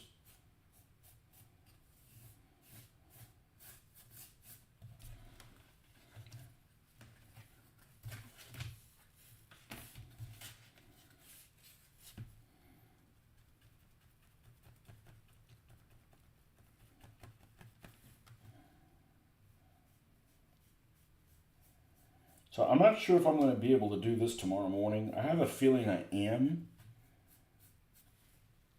At least till about this time. We are going out of town tomorrow. I got to go pick up the daughter. And we're going to make a day of it.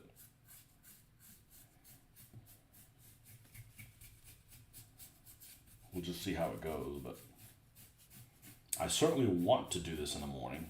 Every chance I get. It sets the day up for being a positive experience.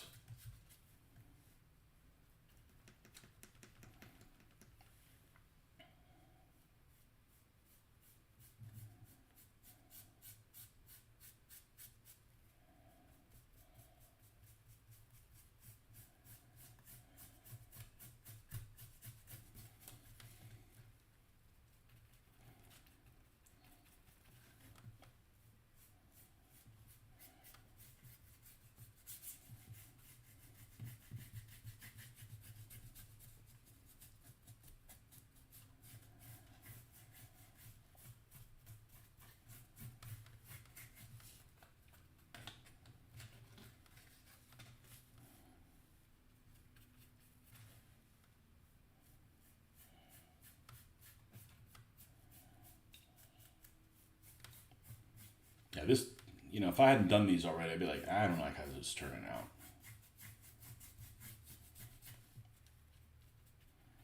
That's why I usually do one. I'm like, find out if I'm follow it all the way through.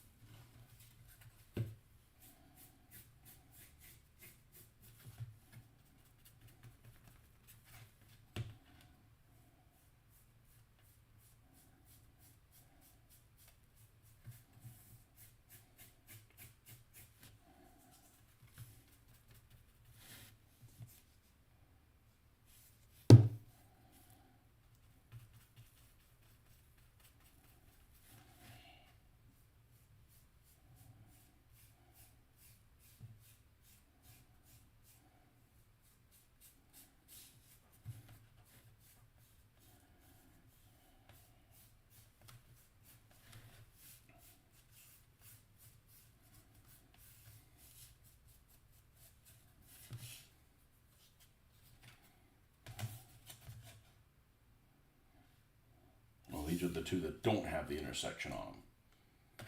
Okay, so this is one of the ones that does. Yes.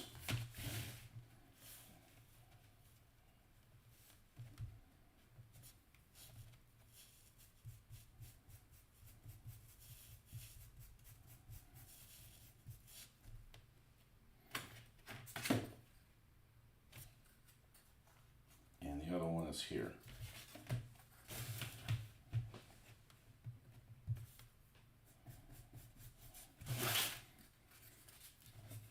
Blend this together to kind of make that line just disappear. The joint.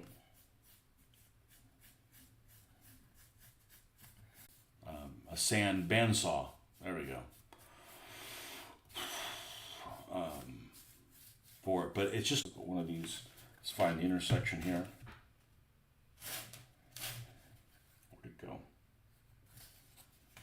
Here.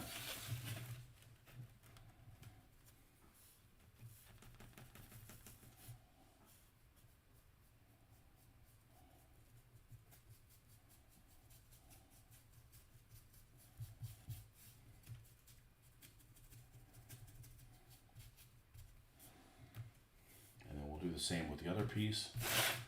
It's just taking all this stuff into consideration so that it looks good.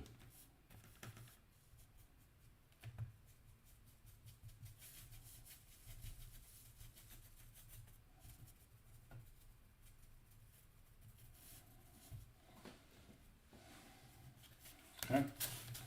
Now we're done with territorial beige. Up the color ladder to fawn.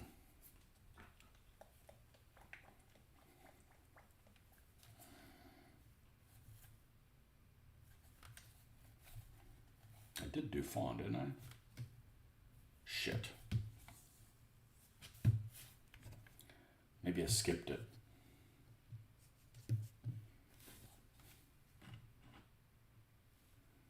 Let me see if it's on here. If it's on here, we used it.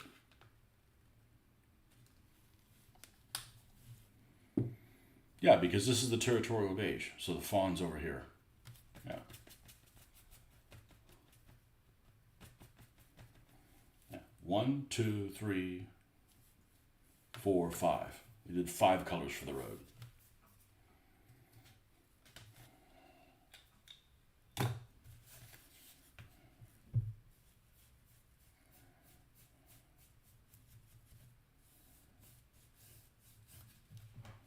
We're going to need more of that.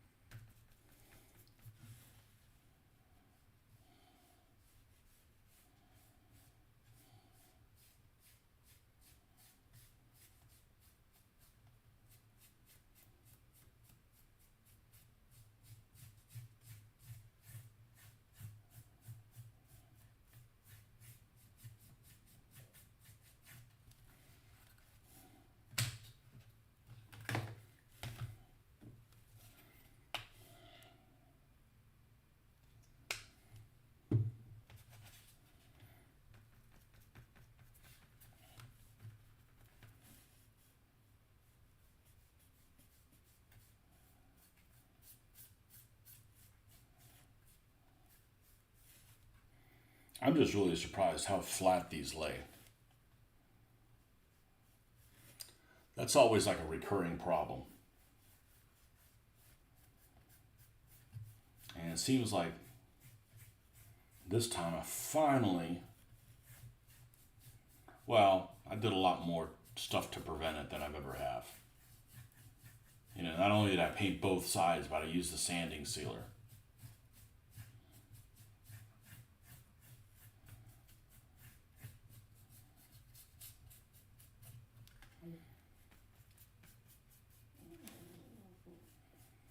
And these things lay really, really flat.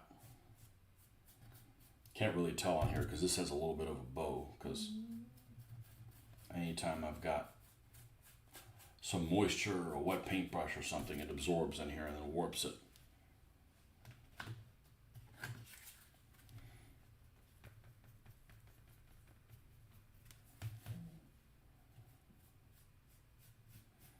The whole thing gets covered in this color, and then we'll come back with the final two, and we're only going to do the roadway.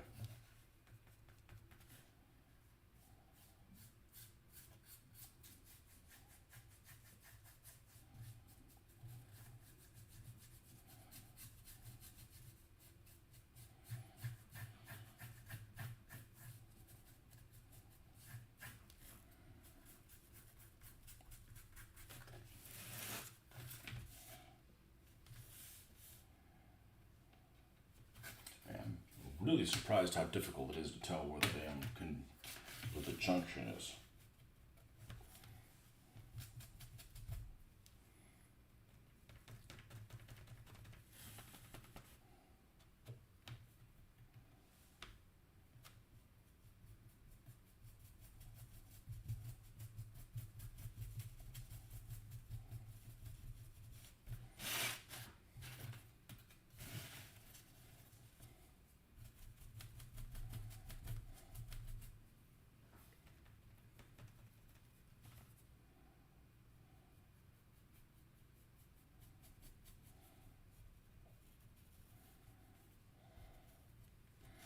Okay, now these other two colors are just a roadway.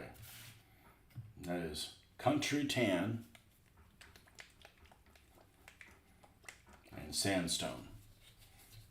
I just happen to have these colors.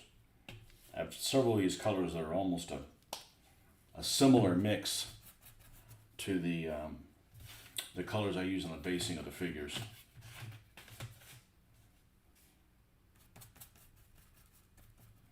I'm not even going to bother rinsing this off. I didn't on the other ones.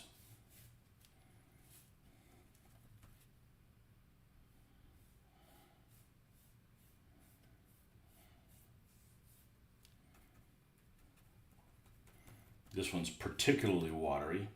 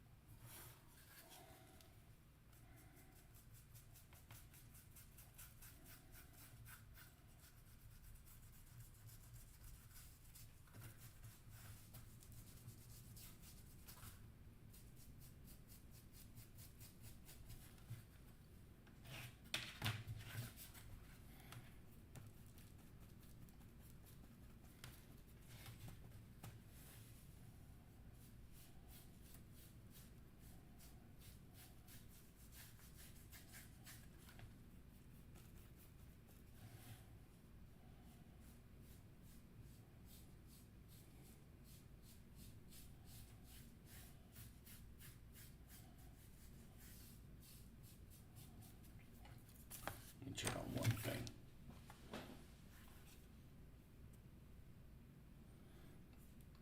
Oh, it says it's out for delivery. I guess I complained enough to the powers that be. Well, it's not here yet.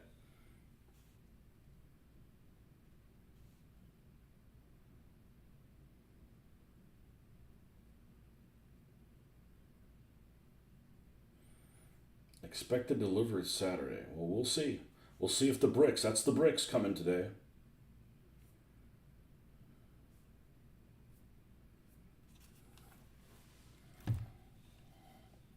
That's exactly this is the day they wanted them to get here. We'll see. What the hell does 16,000 bricks look like? No. That's good. I'm glad I did the roadway when I did. Oh, we need to put this back.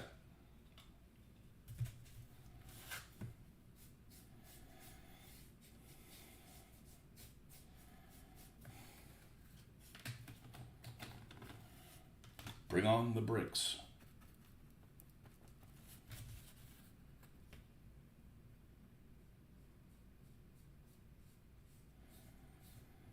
Another game that I'm a pretty big fan of. The storyline sometimes goes kind of sideways, but gameplay's pretty solid. I've certainly enjoyed many games of doing it, even though I'm not really much of a first-person shooter anymore.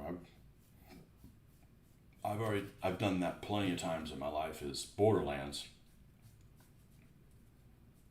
And Brick reminded me of that.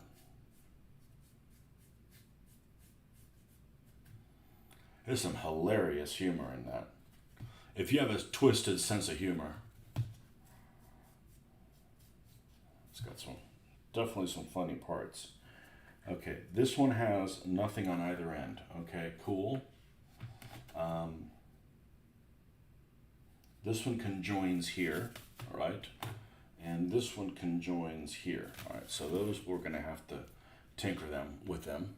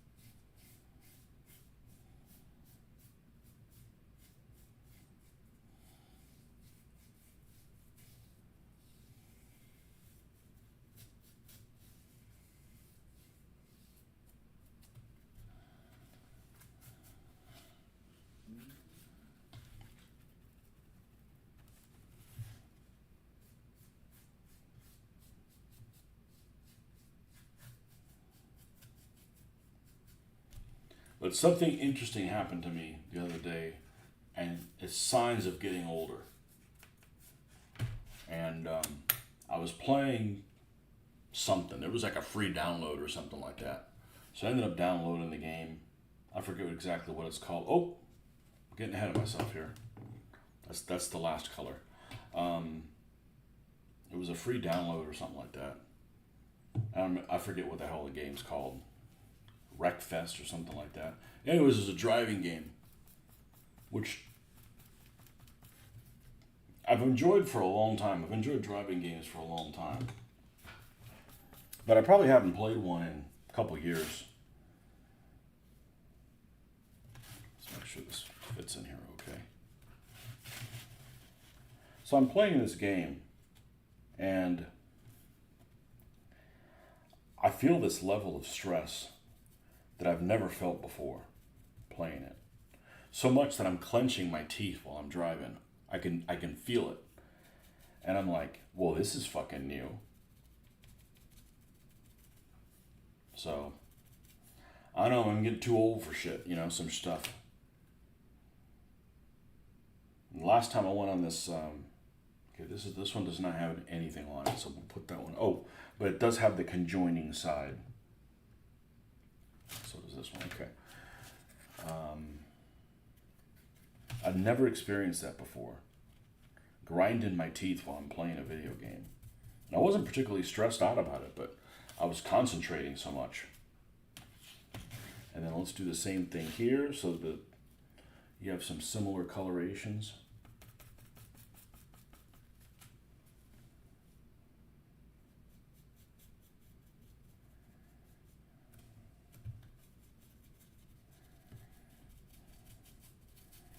Last year I went to a theme park with my daughter, and I'm like, I'm not going. There's a couple of rides I'm like, I'm not going on them again. I've been on them, and like, I don't need that kind of stress in my life. So I guess you just kind of, even I'm turning into an old bastard, little slowly.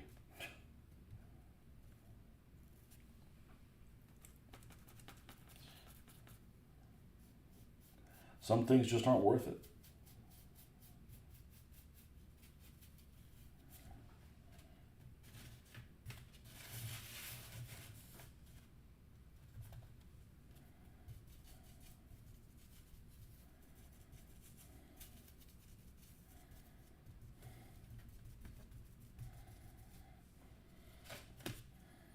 Okay, now we can do the lightest color.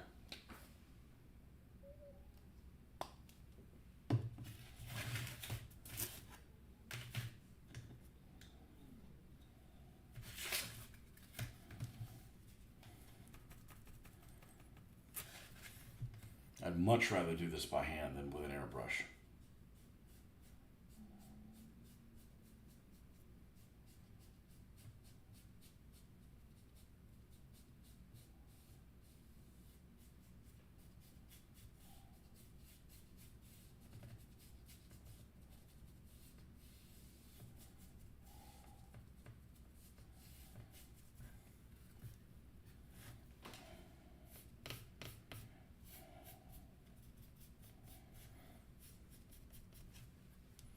Yeah, it looks like shit, but you put on the grass and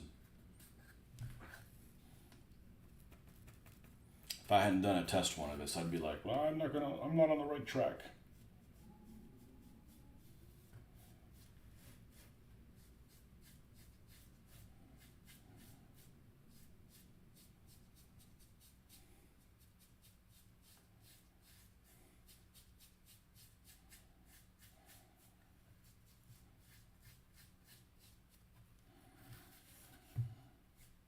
Oh, I would have been pissed if I left today for the weekend and the bricks came in today.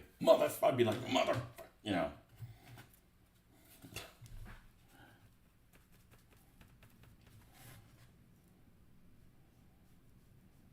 I have a very limited amount of time to mess with stuff Monday through Friday as opposed to the weekend.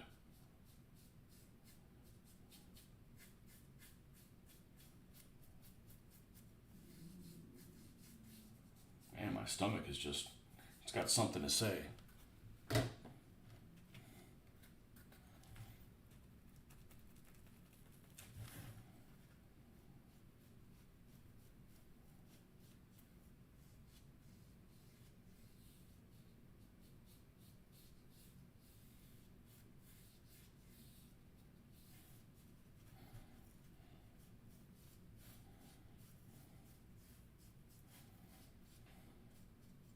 All right, now,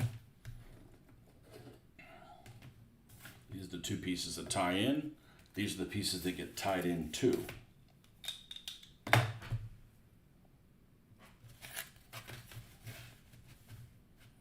there's the tie-in point.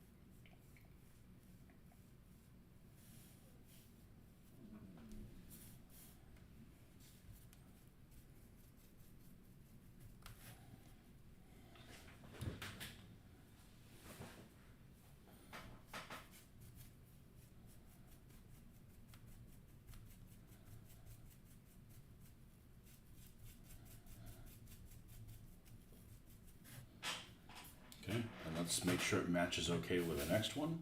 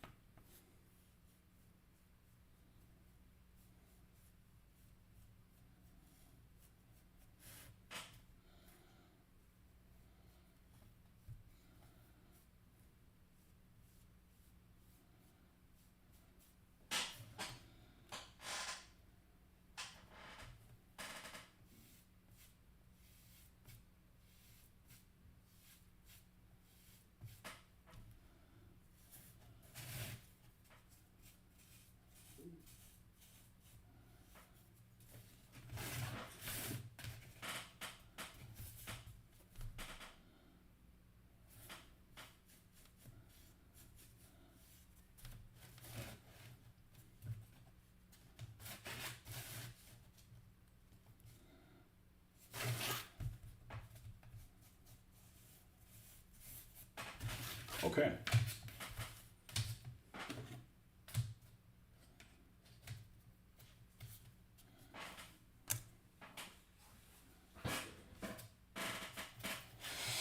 Now, let's get this out of the way. Actually, move it to where we can put some white glue. Let's rinse this guy. Let's grass this thing up.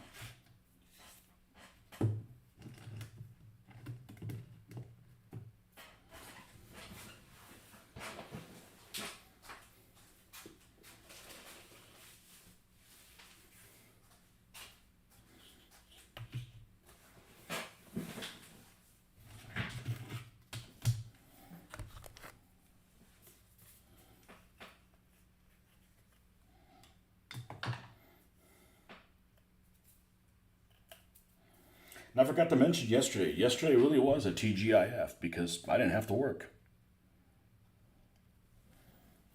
As I always say, TGIF was created by somebody who worked 410s. Well,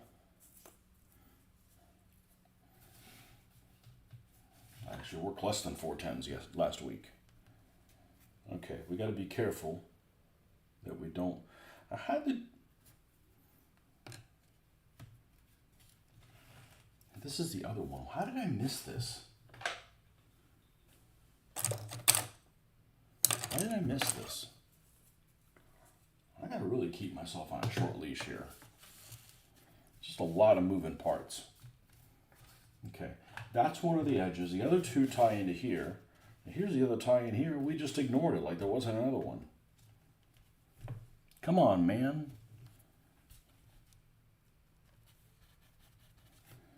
Well, I caught it.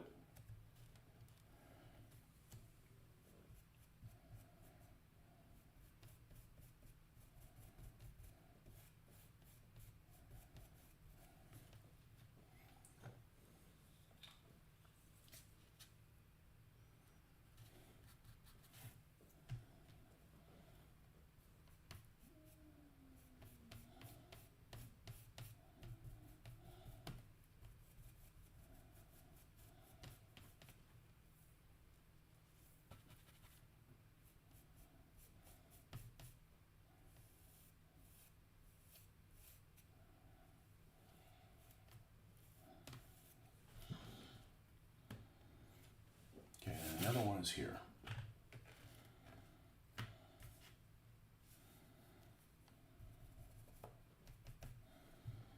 Okay.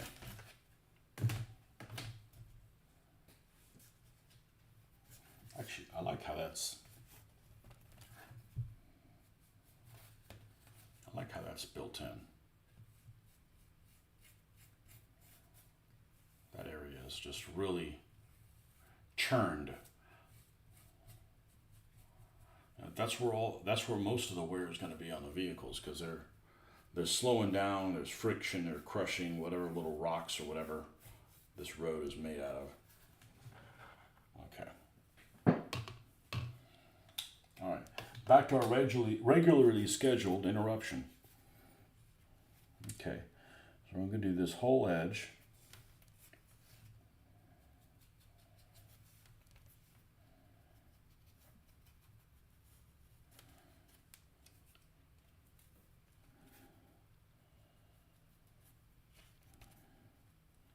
Here, we're going to do more of this stuff. I'm already doing it wrong. I'm trying to do more on one edge at once. Where's my chaperone? Let's move this out of the way.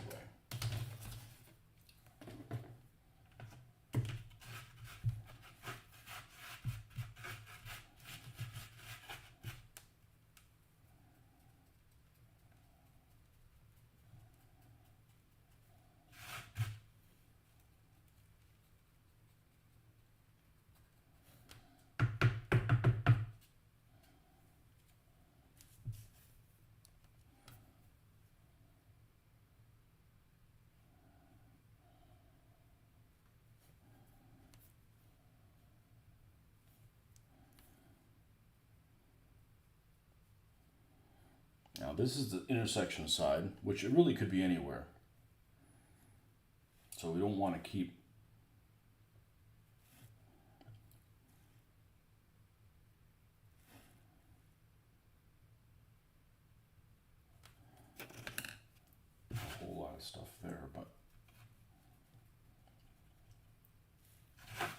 good to have. Grass will freaking grow where you don't want it to grow. And when you want to grow grass, it doesn't grow. Grass is a little bitch that way.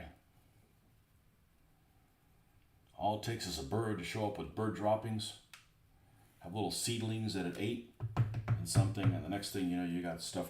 You got green stuff growing in places you'd have no idea of wanting it there.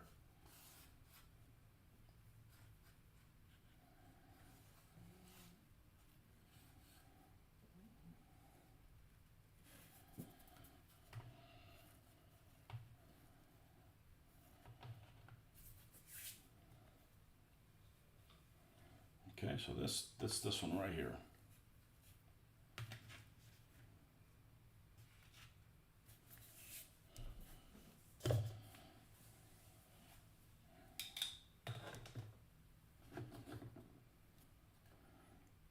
Next one.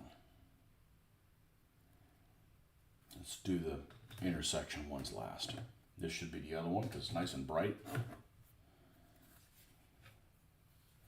Let's put more of this Elmer's down.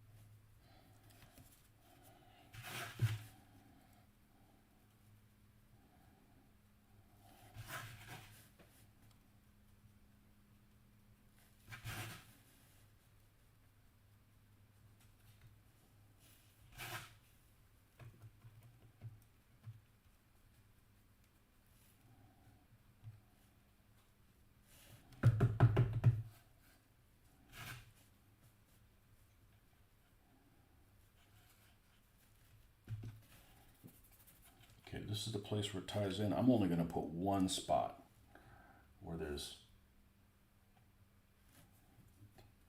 little growth. I lied, 2 spots.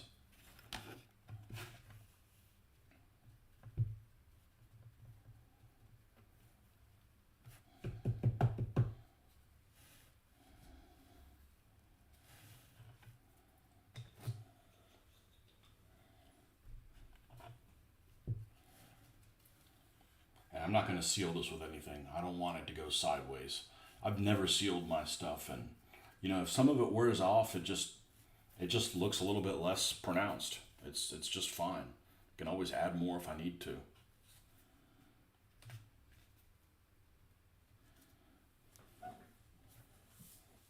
Okay, and this one, that's the first intersection.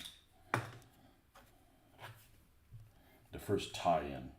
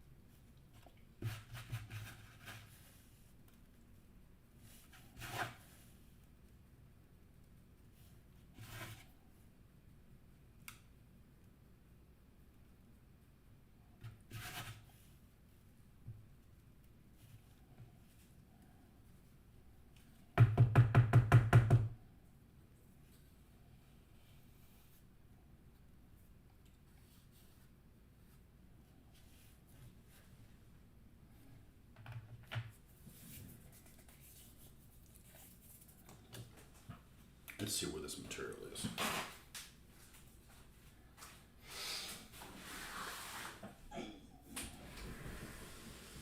It's down here at the bottom.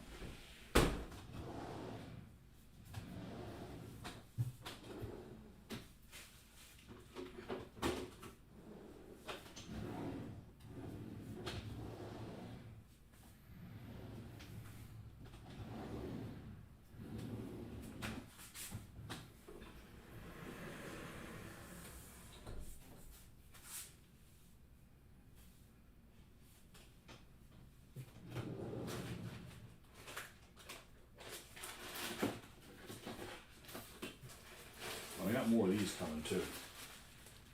Hopefully the same color. This is what we use as the chits for the pulling the soldiers' actions out. Throw them in a bag, pull one out. Pull one out blindfolded.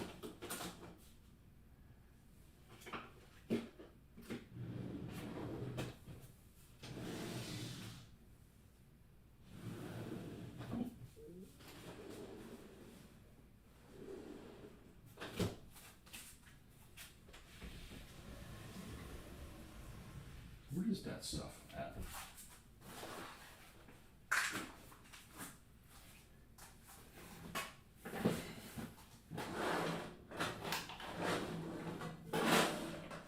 No.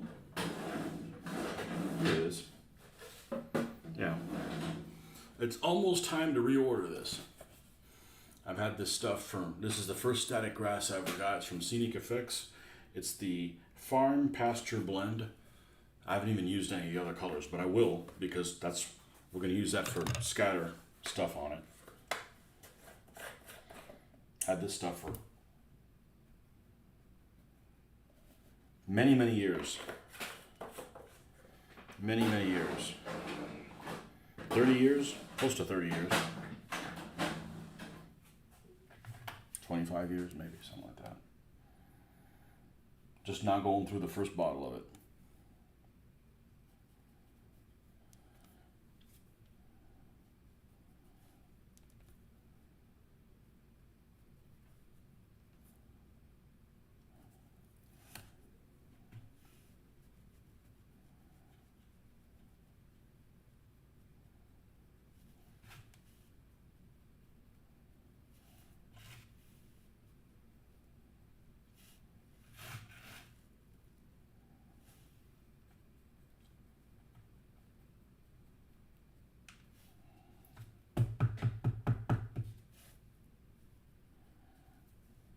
Now we don't want any grass over in this area.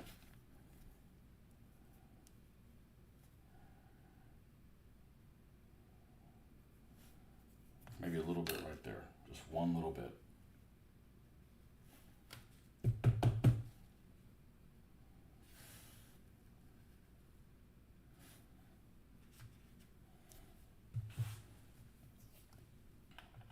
And then this one, the intersection's up here.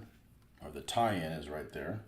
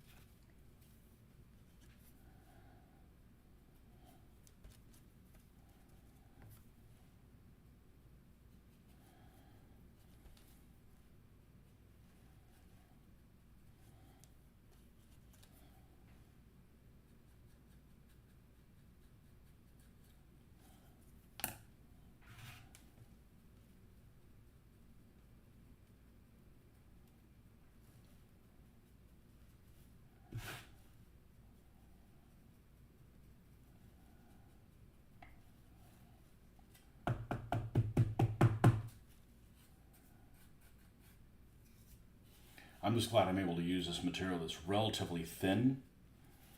I don't want this road to give an impression that you could hide behind the berm. You know, you could hide here and get some kind of cover. Not on this road. There's other ones for that. We can use thicker MDF, certainly.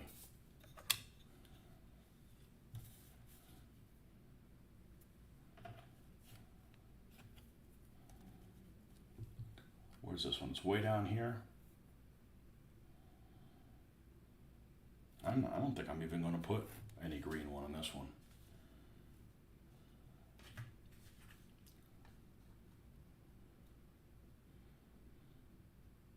Yeah.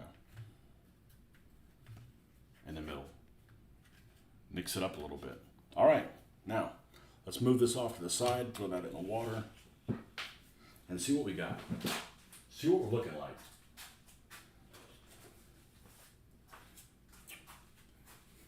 I do this kind of spot checks just to make sure I'm on the right track. Don't want to get this idea that things are turning out a certain way, and then they don't.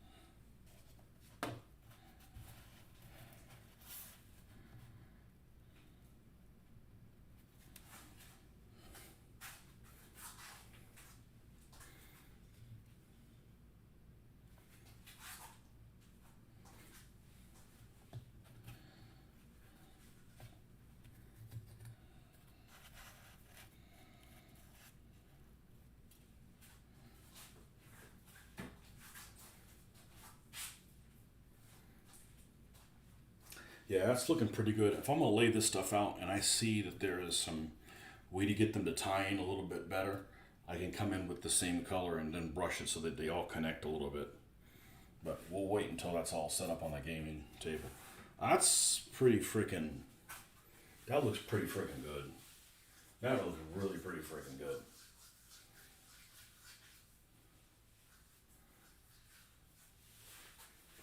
And the other thing we could probably do... Getting way ahead of myself here. We could probably take this building, which I never finished. I never finished this building. The move happened before I was able to finish it. It's mostly complete, but it suffered some damage in the move.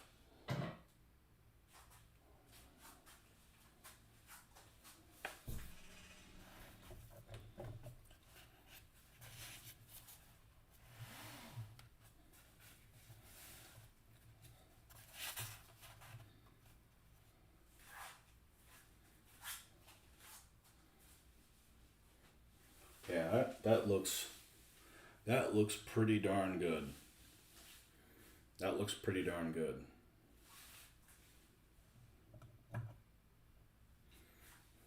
You know what? I know exactly what I'm going to do. I'm not getting a barn for this scenario.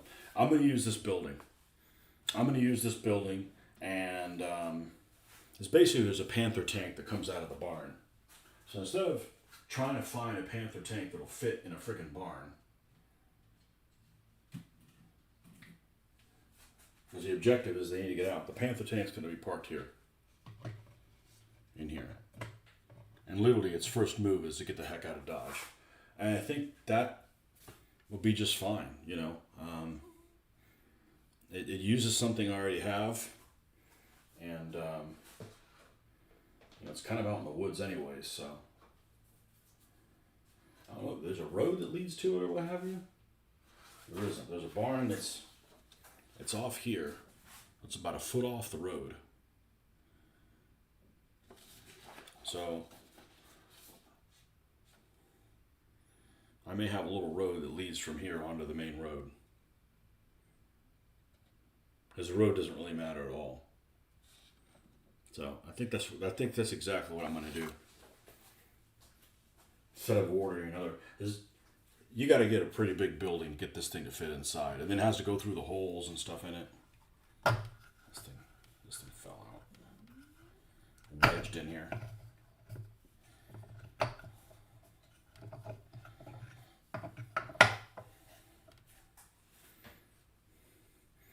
And in this scenario, the buildings actually don't do anything. They don't. I mean, you can. The only infantry is going to be is if something happens to this tank and you got to bail out. So that's what we're going to do with it.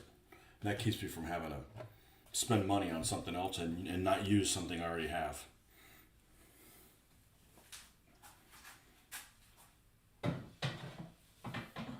Good.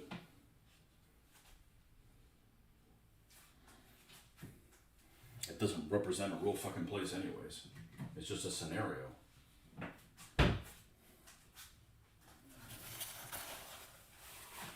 Okay.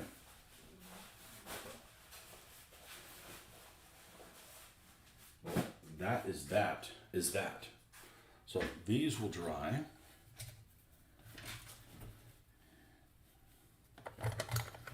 Lots of sections of roadway. Let's get these little ones sealed.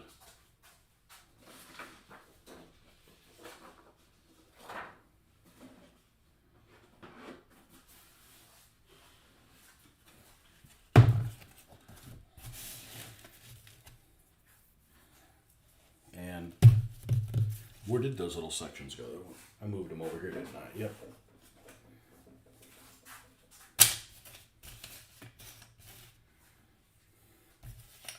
Yes, like a couple of these I could use to go up to that road, to that house. There won't be anywhere for the tie-in, but that's fine.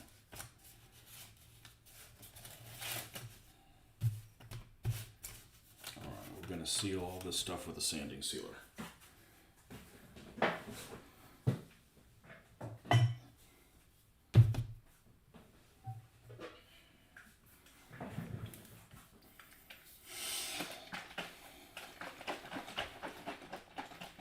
All water-based. Zero smell.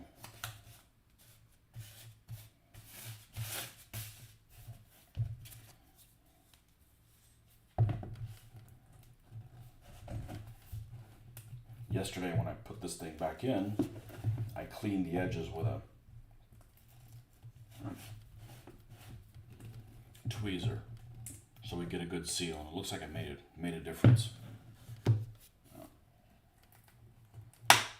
I don't think we'll have to buy one of these again. Yeah, and we still ended up getting some of this stuff that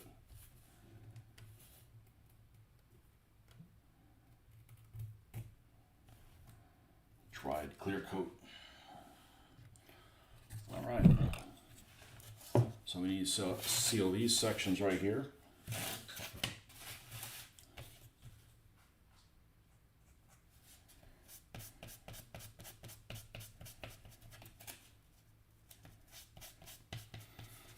Be consistent and do these as well. It'd be really easy to say, we don't need to seal these, they're not going to warp. I want this to look as professional as we can.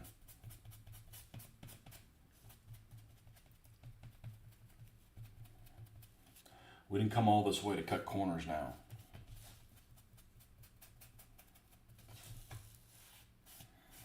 And then this is going to need to sit at least an hour to dry.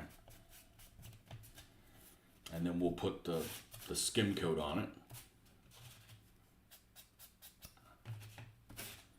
And then we'll come back. So maybe we can finish these little pieces this evening. That'd be nice. If the bricks don't get in the way.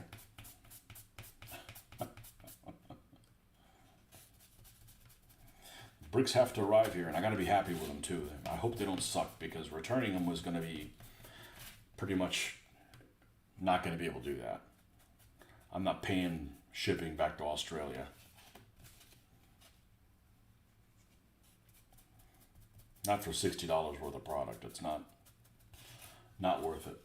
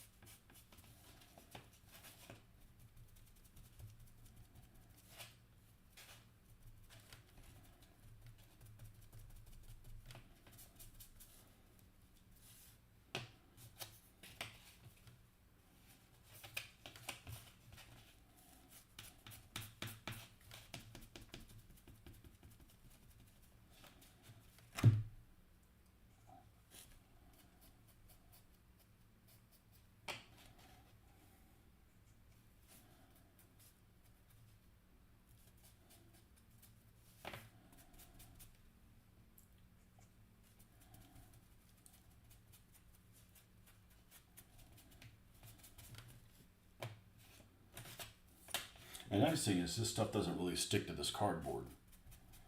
So I don't have to worry about peeling this off afterwards. That'd be a pain.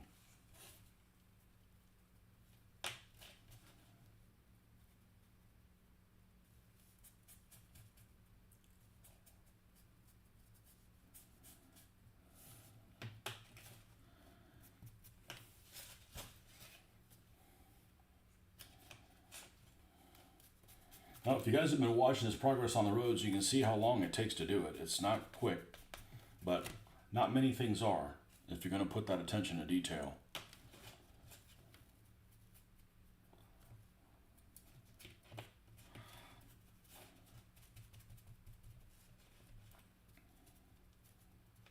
But they're also so thin that they don't take up a lot of space when you store them. I don't think we'll be storing these in the garage. We don't want humidity to get to them and have to rebuild them. Okay. Let's do the same method we did the other day, which is to cover this so that we don't get any splatter.